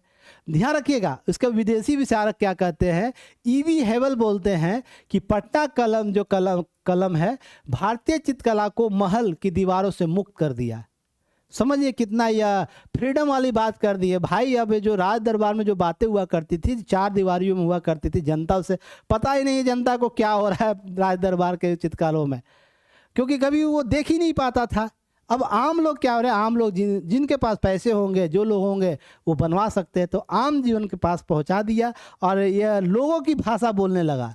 तो यह हेवल के द्वारा बोला गया, भारतीय लोगों के द्वारा तो नहीं बोला, विदेशी विचारक है, तो इससे ध्यान रखिएगा। पर्सी ब्राउन नाम इनका हमेशा याद रखिएगा। हर बार जब भी तुलनात्मक अध्ययन करूंगा 2-3 नाम तो मैं जरूर लूंगा, जैसे पर्सी ब्राउन, आर्चर का, क्रेमिस का और मेयर का, ये सब नाम है ना, हर जगह मिलेगा आपको, तो कम से कम इनका नाम याद रखिएगा। पर्सी ब्राउन क्या करते हैं, पटना स्कूल भारतीय सामाजिक जीवन का एक जीवंत अभिलेख के तौर पर निकलता है। जो पटना पेंटिंग की बात हो रही है, एक स्कूल के तौर पर, डिसिप्लिन के तौर पर विकसित आगे होता है, क्योंकि स्कूल खोला गया था ना, उसकी बात हो रही है। एक ऐसा सचित्र इतिहास है जो सहजता में बेजोड़ है, ऐसा जो सचित्र इतिहास दर्शाता है, जो क्या कर रहा है, जो सहज है, सरल है, उसको दर्शा रहा है, उसका बेजोड़ नमूना प्रस्तुत कर रहा है, तो इसको दर्शाता है। उसके बाद विलियम आर्चर क्या बोलते हैं कि पटना के कलाकार मुगल चित्रकलाओं के सच्चे उत्तराधिकारी है, लेकिन उनका दिल सड़क और बाजारों में था, दरबारों में नहीं। कितनी बड़ी बात बोल दी, सरल शब्दों में सारी चीजें लिख दिए कि जो कलाकार मुगल चित्रकला सच्चे उत्तराधिकारी थे, उनका दिल कहाँ धड़कने लगा, सड़क और बाजार जो थे वहाँ पहले मुगल के दरबार में धड़क रहा था। तो उनकी आज़ादी की बात ये भी कह देते हैं। पर देखिए, ध्यान रखिए, आज़ादी केवल ऐसे ही नहीं मिलती है, आज़ादी हर जगह से दिख रही होगी आपको उस दौर में। अब है नेक्स्ट है स्टेला क्रेमिस। ध्यान रखिए, पटना के लघु चित्र शाही परिष्कार से स्वदेशी शक्ति की ओर संक्रमण का प्रतीक है। कैसे डिवाइड आपको संक्रमण का दौर था, कैसे उसमें बदलाव हो रहे थे, किस रूप से चीज़ों को जनता के द्वारा उसको एक्सेप्ट किया जा रहा था, इस चीज़ को स्टेला क्रेमिस के द्वारा बताया गया। अब नेक्स्ट है हावर्ड नॉक्स के द्वारा क्या बोला गया, यह कला रूप भारतीय मध्यम वर्गीय उभार का प्रतिबिंब है, क्योंकि मध्यम वर्ग इसमें सामने होता है। यथार्थवादी कॉन्सेप्ट को डेवलप होते हुए देखेंगे। लोकतांत्रिक और कथ्यात्मक प्रकृति अधिक है, क्योंकि लोकतंत्र का सीधा सा आधार क्या, जनता की सहभागिता, जनता की भागीदारी, जनता को स्थान देना। तो पेंटिंग में लोकतांत्रिक प्रवृत्ति शामिल किया गया पहली बार। तो सोचिए देखिए कितना बड़ा कॉन्सेप्ट बोल के गए इनके द्वारा। अगर ये सब चीज़ आप उत्तर में लिखिए तब ना नंबर आपको मिलेगा। पेंटिंग में क्या लोकतांत्रिक स्वरूप इससे पहले था? नहीं था। आपसे प्रश्न पूछ दिया क्या पटना कलम लोकतांत्रिक पेंटिंग का उदाहरण है, तो सारा उत्तर यहीं से निकल के सामने आएगा। अब जो बच्चे हमारे वीडियो क्लास को नहीं देखेंगे वो उसका हवाबाजी हो जाएगा, बाद में बोलेगा सर कहाँ से प्रश्न पूछ दिया हमको पता ही नहीं चला। चीज़ों को समझिएगा। विक्टर मेयर है, वो क्या बोलते हैं, पटना पेंटिंग्स भारतीय संदर्भ में दस्तावेजी यथार्थवाद है और अवलोकन का कार्य गर्मजोशी से क्या करता है, साथ जोड़ती है, गर्मजोशी के साथ जोड़ती है, अर्थात दोनों को इंटरलॉकिंग पॉइंट बताते हैं। तो इस तरीके से फिर आपको एलन डेविलियर क्या बोलते हैं, पटना कलम कलाकार जो नृवंशीय वैज्ञानिक थे जिनके पास शहरी भारत के हर लय को दर्ज करने का ब्रश था। अब इनके द्वारा बोला ये वैज्ञानिक बना दिया यहाँ के पेंटर को। अब उनके द्वारा नृविज्ञान है उनके साथ जोड़ के बना दिया, हाँ जीव जंतुओं का कैसा स्वभाव होगा, क्योंकि इस पेंटिंग का अद्भुत नमूना पेश करता। सारस की पेंटिंग हो, बगुले की पेंटिंग हो या चिड़िया का पेंटिंग हो, छोटे छोटे चिड़िया की पेंटिंग हो, सारे को जोड़ दिया, तालाबों को, शहरों को, सब कुछ को जोड़ के इसने क्या किया, उनको ये पता था कैसे पॉइंट बनेंगे जिसके आधार पर लय दर्ज होगा, ब्रश के में उकेरा जाएगा। तो ये सब सारी चीज़ें इनके द्वारा बताया गया विचारकों को द्वारा। इस स्लाइड को अच्छे से देखिएगा, तुलनात्मक अध्ययन कीजिएगा, क्या क्या बारीकी चीज़ें हैं जो आपने अभी तक पढ़ा है, जो मैंने बात किया सारी का निचोड़ इसी एक फ्लो चार्ट में आया। तो आपको क्या करना है, अच्छे से इसको रिवीजन करना है, क्रिप्स नोट्स बना लेना है और चीज़ों को आगे करना है, ठीक है। अब इसके अतिरिक्त क्या है कि पटना कला का पतन का कारण क्या था, तो बहुत सी चीज़ें थी, जैसे इसमें महत्वपूर्ण रूप से क्या करते हैं, सभी कलाओं का यह देखने को मिलता है जब वो विकास करता है तो पतन के मार्ग पर भी रहता है। यह भी इससे अछूता नहीं रहेगा क्योंकि हर चीज़ की एक समय वैलिडिटी होती है, जिसमें मौलिकता की कमी है, तकनीकी सीमाएं हैं, विषय वस्तु की सीमितताएं हैं, अभिजात कलाओं का अभाव है। सबसे पहले चार और भी है पर चार को हम लोग पहले देख लेंगे। मौलिकता की कमी, कई आलोचक कहते पटना शैली मूलतः मुगल लघु परंपरा की शाखा है, न कि पूरी तरह नई रचना। शंकर चित्र शैली है। तो क्या होगा कि वो कभी समय के बाद यह बदल जाएगी। उसी में डॉक्टर E.B. हेवेल बोलते हैं कि पटना चित्रकारों का कला नई व्याकरण नहीं रची बल्कि मुगल शैली के स्थानीय रूप दे दिया। तो कोई नया नहीं है ना। तो क्या होता, मैंने एक इंटरव्यू पैनल में क्या बोला था, इंटरव्यू जो सेशन चला उसमें, जिस होटल में शेफ नए डिश नहीं बनाएंगे ना तो क्या होगा कि उस एक समय के बाद वो रेस्टोरेंट बंद हो जाता है। रीज़न उसके पीछे है कि लोग है ना स्वाद नया चखना चाहते हैं, डेली नया स्वाद चखना चाहते हैं, नए तरीके का स्वाद चखना चाहते हैं। तो क्या होता है कि यह मुगल शैली के तौर पर ही चीज़ें उभर कर सामने आ रही थी। कुछ बारीकी अंतर आए थे पर उतना भी नहीं कि इसको विशिष्ट बना दिया। अब इसके अतिरिक्त तकनीकी सीमाएं क्या थी, रंगों और रेखाओं का सरलता होने के कारण इसमें कम परिष्कृत कहा गया। बाद के दिनों में जब तुलना अन्य के साथ होने लगी, बाद के जो लघु चित्र, जैसे आप राजस्थान चले जाइए, तंजावुर चले जाइए, या हम बात कर ले इसकी मुर्शिदाबाद की, उसमें चटकदार रंगों का प्रयोग हो रहा है। तो तुलना जब हो रहा है तो देख रहा है कहीं ना कहीं फीका पड़ जा रहा है। वैसे भी आँख को चटक रंग ज़्यादा पसंद है, लोगों को उस प्रकार की पेंटिंग, उस प्रकार के भवन रंग सब पसंद आते हैं। तो इस तरीके कहीं ना कहीं तकनीकी सीमाएँ इसमें देखने को मिल गई। तो इसलिए डिमांड कम होने लगा, अन्य कलाओं का डिमांड अधिक हो गया। स्टेला क्रेमिस बोलते हैं पटना मिनिएचर की तकनीकी मुगल काल जैसी नजाकत नहीं मिलती। रंगों की टिकाऊपन जो हुआ करता था, सूक्ष्मता हुआ करता था, प्रश्न उठने लगा बाद के दिनों में। तो यह भी कहीं क्योंकि पहले ही धूमिल बनाया जा रहा है, अब वातावरण से प्रभावित होकर वो कुछ समय बाद खराब हो जाया करता था, उसकी टिकाऊपन नहीं हुआ करता था। तो यह भी एक कारण तकनीकी सीमा के तौर पर देखने को मिला। विषय वस्तु की सीमितता थी, जैसे अधिकांश चित्र लोक जीवन, बाजार, स्नान, शादियाँ, नाई दुकान, मेला आदि तक ही सीमित रहे। पर्सी ब्राउन बोल देते इसी के बीच में कि पटना स्कूल की विषय सीमा संकुचित हो गई। यह दर्ज करता है, कल्पना नहीं करता था। सीधा सा अर्थ इस चीज़ को समझिएगा, ये कल्पना उस रूप से नहीं किया कि हाँ इससे बाहर जाके चित्र शैली को डेवलप किया जा सकता है, केवल आसपास के वातावरण से नहीं। एक पक्ष इसका यह भी दर्शाता है कि यह चित्रकला लोकतांत्रिक रूप से तो सबको जोड़ा, पर इसमें और भी पक्ष थे, क्या उसने उसको जोड़ा, स्थान दिया? नहीं। तो क्या होता है कि पर्सी ब्राउन जब इंटरनेशनल तौर पर इसको देखते हैं, अन्य जो समकालीन जो चित्र शैली डेवलप हुई थी वो कहीं पिछड़ जाता है इस बीच में, क्योंकि उन सभी शैलियों में इस प्रकार के कॉन्सेप्ट को डेवलप किया गया था। अब अभिजात कला भाव का अभाव था। कुछ समीक्षकों का कहना है कि दरबारी सौंदर्य बोध या शास्त्रीय संतुलन का अभाव यहाँ पर देखने को मिलता है, जिसमें कविता वात्सायन की भी बात यहाँ पर आपको समझनी होगी कि उनके द्वारा बोला गया इसकी शक्ति यथार्थवाद में थी, परंतु सौंदर्य उसके संतुलन प्राय कथात्मक विवरण में खो जाता है।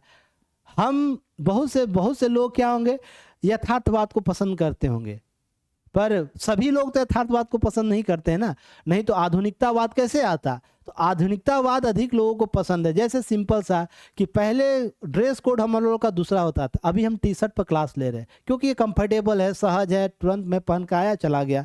तो यह क्या है, यथार्थवाद एक पक्ष तक सही दिखता है पर अधिक पक्षों तक सही नहीं दिखता है। इसलिए यह क्या होता है, बाद के दिनों में इसकी एक कमी के तौर पर उभर कर सामने आने लगा, क्योंकि विविधता इसने लाया ही नहीं। तो ये भी पक्ष आपको ध्यान में रखना है। इसके अतिरिक्त प्रतीकात्मक और आध्यात्मिक दृष्टिकोण इसका रहा, जिसमें भारतीय कलाओं में राजस्थानी, पहाड़ी, मधुबनी भावनात्मक और धार्मिक प्रतीकवाद स्पष्ट था, जबकि पटना शैली में यह लगभग अनुपस्थित था। व्यक्ति जात, धर्म और अपने इकोसिस्टम से अधिक प्रभावित होता है।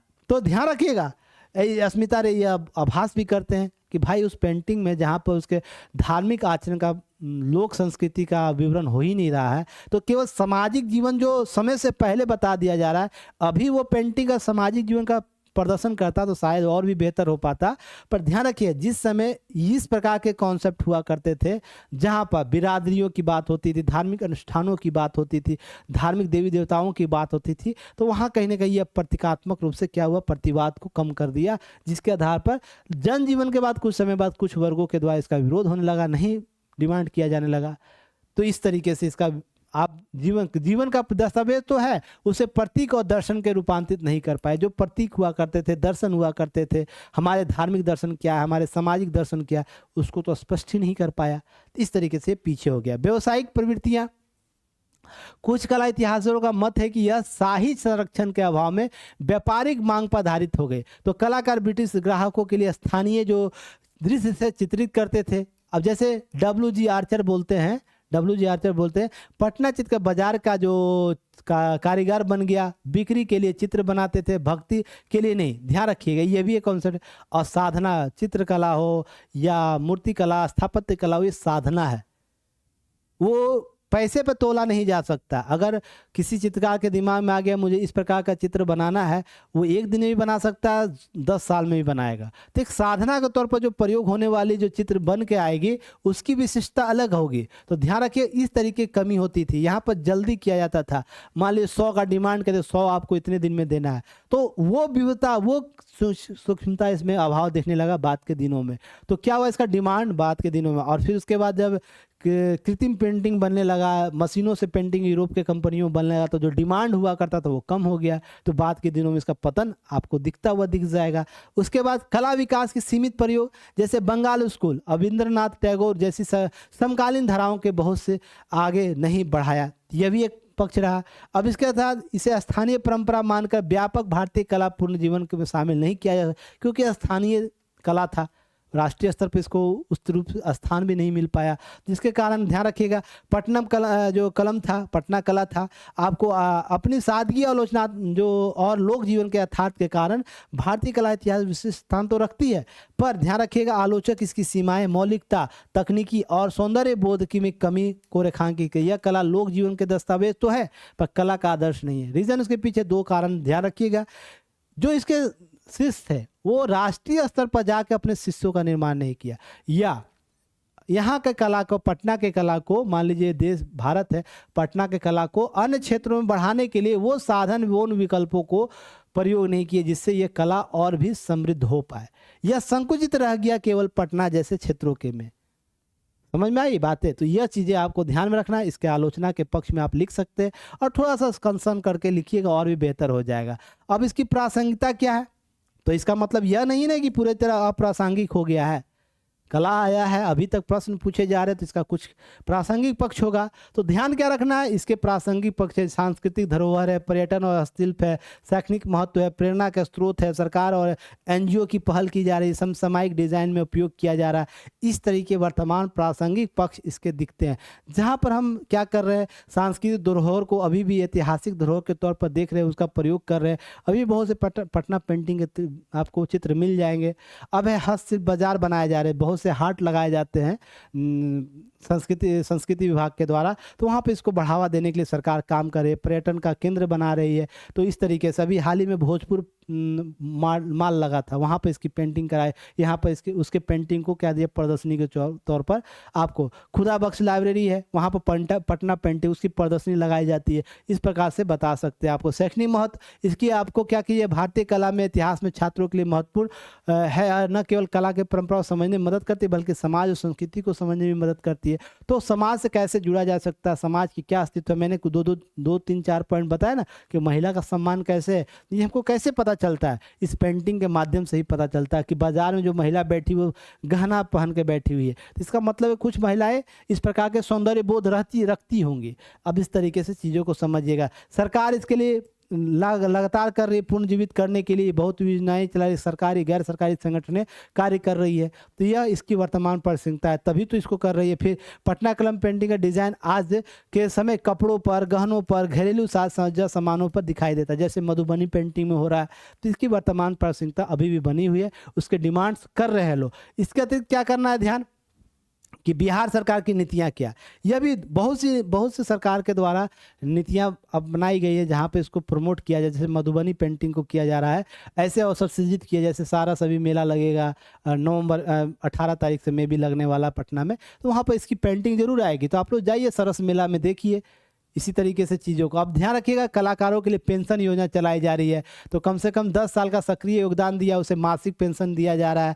50 वर्ष उम्र होना चाहिए, 1.2 लाख रुपया का कम उनकी आय होनी चाहिए। तो ऐसे कलाकारों के लिए 10 वर्ष से अधिक समय तक देशमूलक प्रदर्शन कला सक्रिय होना, तो उसके आधार पर उनको पेंशन दिया जा रहा है। तो यह सरकार का क्या किया जाता है, योगदान किया जाता है कि इस कला को जीवित किया जा सके, पुनर्जीवित किया जा सके। गुरु शिष्य परंपरा और दुर्लभ या लुप्तप्राय कलाओं के लिए प्रशिक्षण योजना लाया गया मुख्यमंत्री गुरु शिष्य परंपरा योजना के तहत। तो सरकार इसके तहत क्या करे, जो भी कला बिहार में है, केवल यही नहीं और भी कला, मधुबनी हो, मंजूषा हो, इस प्रकार कलाओं के विकास के लिए एक गुरु शिष्य परंपरा लुप्तप्राय कलाओं के लिए एक योजना लाई, जिसमें यह जो भी है राज्य के ड्राफ्ट संस्कृति नीति के तहत इसे क्या किया गया, संगीत गृह जो आपको सारे लोगों को इसको बढ़ावा देने का प्रयास किया जाए। सरकारों में बहुत से हाट लगते हैं, कलाकार हाट, उसमें इन सभी को प्रदर्शन किया जा रहा था। इस तरीके से आप लिख सकते हैं। 2010 में आपको ध्यान रखिए, 2010 में इसके लिए आपको बहुत से प्रदर्शनी लगाई गई थी। रेल डिब्बों में इसको लिए, जैसे मधुबनी पेंटिंग को लिए किया जाता है ना, उस तरीके रेल डिब्बों में पटना पेंटिंग को, अभी बहुत से कोई अतिथि आएंगे तो मधुबनी पेंटिंग, पटना पेंटिंग, मंजूषा पेंटिंग के आपको मेमोरेंडम दिए जाते हैं, जिसके माध्यम से इसका विकास हो। अधिक लोग, जैसे G20 में लोग आए थे, G20 का सम्मेलन हुआ था, तो भारत में तो बिहार में भी प्रतिनिधि कुछ सम्मेलन हुए थे, उसके उप सम्मेलन, तो वहाँ के लोगों को पटना पेंटिंग, मधुबनी पेंटिंग, मंजूषा पेंटिंग आपको दिया गया था। तो इसी तरीके से आप समझ सकते हैं। जैसे इसका एग्जाम्पल आप समझ सकते हैं कि जब बिहार म्यूजियम में जब G20 सम्मेलन हुआ था ना, तो वहाँ पर स्पेन के एक एम्बेसडर भी थे, तो उन्होंने जाके अपने देश में एक इंटरव्यू में बोलते हैं ना कि बिहार के पेंटिंग, अगर बिहार की संस्कृति को जानना, वर्ल्ड का सबसे क्लास अगर कोई म्यूजियम बना जहाँ पर चीज़ों को बेहतर समझ सकते, वो पटना म्यूजियम में जाके बस देखिए। मैं अपने देश के सभी लोग जो भारत जाएंगे, अगर बिहार जाते तो पटना म्यूजियम को जरूर देखिए। अगर उनके द्वारा, अगर वो नहीं आते, हम अपने कलाओं को उन तक नहीं पहुंचाते, तो क्या वो कभी जाके अपने न्यूज़ चैनल पर अपने देश में हमारे कलाओं का, हमारे स्थापत्य का, हमारे कल्चर का चर्चा करते? नहीं ना। इसलिए इन सभी आयोजनों पर इस प्रकार की कलाओं को क्या किया दिया जाता है, इस प्रकार के पेंटिंग को दिया, ताकि अपने देश में जाके उनकी विविधता को समझा पाए और उनको प्रेरित कर, उनसे डिमांड होगा, बाजार में इसकी मांग बढ़ेगी। तो ये सब चीज़ें सरकार के द्वारा की जा रही है। पर केंद्र सरकार, राज्य सरकार सभी मिलकर काम करे। केंद्र सरकार के स्तर पर बहुत सी चीज़ें चलाई गई हैं, तो हम कभी होगा स्थापत्य कला को लेकर कभी चर्चा होगा, तो उन सारी योजनाओं को मैं विस्तृत चर्चा करूँगा। क्लियर है? निष्कर्ष के तौर पर ध्यान रखना क्या लिखना है। निष्कर्ष के तौर पर आपको वो बातें लिखनी है जो अभी तक कर रखे हैं। हालांकि निष्कर्ष कुछ लंबा है, आप इसको शॉर्ट करिएगा। इतना से शॉर्ट करके 2 से 3 लाइन शॉर्ट क्वेश्चन है, तो आप 2 से 3 लाइन में, अगर लॉन्ग क्वेश्चन का शॉर्ट लिखना है तो कम से कम 4-5 लाइन में 4 से 5 लाइन में कंक्लूड करने का प्रयास कीजिएगा। अब है कि पटना कलम भारतीय चित्रकला को उस विशिष्ट धारा का प्रतिनिधित्व करती है जिसने कला को दरबार के दीवारों से निकालकर जनजीवन के धरातल तक पहुंचा दिया। जो मैंने बात पहले कर रखी है सारी चीज़ों को, मुगल जो लघु चित्र परंपरा की उत्तरवर्ती शैली होते हुए भी अपनी भारतीयता, लोक संवेदना, यथार्थवादी दृष्टिकोण का कारण विशिष्ट बनता है या बन गई। यह भी बता सकते हैं कि यह जो भी थी परंपरा जिससे भी प्रभावित थी, पर जब यह अपने चरमोत्कर्ष पर थी तो इसने क्या किया, भारतीय लोक संवेदनाओं को ध्यान में रखा, यथार्थवादी दृष्टिकोण ध्यान में रखा और उसका एक विशिष्ट योगदान रखा जिसके आधार पर चीज़ें स्पष्ट होती है। उसके साथ साथ इस शैली ने बिहार के सामाजिक, सांस्कृतिक और आर्थिक जीवन के विविध जो पक्ष थे, जैसे मेला, व्यवहार, जो बाजार होते हैं, उसके बाद त्यौहार जो भी हैं, पारंपरिक वस्तुएं, लोक जीवन के दृश्य को दर्शाया, जिससे क्या हुआ, लोकतांत्रिक सजीव आया, अत्यंत सजीव रूप सामने आया। सभी लोगों की सहभागिता पेंटिंग में होती हुई दिखती है, तो जिससे स्पष्टता अधिक हुआ कि नहीं भाई, लोकतांत्रिक स्वरूपन भी बहुत ज़रूरी है। अब इन कलाओं का यह सिद्ध किया कि कला केवल राज दरबार या धार्मिक विषयों तक सीमित नहीं है, बल्कि आम मनुष्य के दैनिक जीवन से भी बनाई जा सकती है, उससे प्रेरित हो सकती है, उसके संदर्भ को दर्शा सकती है। अब इसके अतिरिक्त ध्यान रखिएगा, यद्यपि आलोचक ने इसकी मौलिकता की कमी, तकनीकी सरलता और सौंदर्यगत जो अपूर्णता उसकी ओर संकेत दिया, फिर भी ध्यान क्या रखना है कि पटना कलम का महत्व इस बात की है कि इसने भारतीय चित्रकला को एक लोकतांत्रिक सौर दिया। जो मैंने ये बार बार बोला, लोकतांत्रिक सौर दिया, तो यह संदर्भ जरूर लिखिएगा, तो आपका ना निष्कर्ष और भी बेहतर हो जाएगा। समझ पाएंगे कि पेंटिंग, पटना पेंटिंग के संदर्भ को समझ, क्योंकि ऐसी पहली ये पेंटिंग थी ना जहां पर लोकतंत्र की बात हो रही थी। राज दरबारों को छोड़ो, महल दरबारों को छोड़ो, प्रसयदर्ता को छोड़ो और जनता की बात करो। क्यों? क्योंकि उस दौर के बाद आप देखते होंगे स्वतंत्रता आंदोलन को लेकर बातें हो रही थी, तो यह भी कहीं ना कहीं चित्रकारों के द्वारा योगदान बाद के दिनों में देते हुए आपको दिखेगा। हालांकि संदर्भ समझिएगा कि पूर्णता तो नहीं, पर आंशिक रूप से तो सहयोग किया है ना चीज़ों को समझाने में।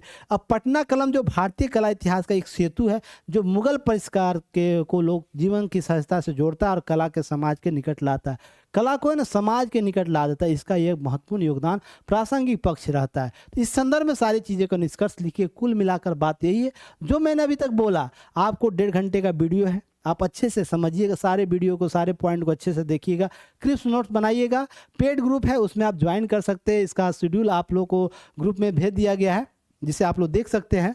अब ध्यान क्या रखिएगा, जो हम लोग निपुण सीरीज लाए थे, complete topic analysis 3D model के आधार पर, अब 100 डे के पहले 75 डे का हुआ करता था, पर बीपीएससी ने जैसे ही कैलेंडर बदलाव किया उसके अनुसार हम चीज़ों को आराम से देखेंगे, अच्छे तरीके से देखेंगे और भी बेहतर तरीके से देखेंगे। तो ध्यान क्या रखना है, इसका लिए पेड ग्रुप है, आपको मात्र 749 रुपया पेड करना है। इसमें जो भी 100 टॉपिक आपको कवर कराए जाएंगे, साथ ही साथ आपको इसके लिए PYQ जो है बीपीएससी का कुछ महत्वपूर्ण PYQ उसको भी कराया जाएगा, उसके लिए अलग से वीडियो बनाए जाएंगे। तो सारी चीज़ आपको एक PDF आपको उपलब्ध कराया जाएगा, उसके लिए ग्रुप बनाए जाएंगे जिसके आधार पर आप चीज़ों को प्राप्त कर सकते हैं।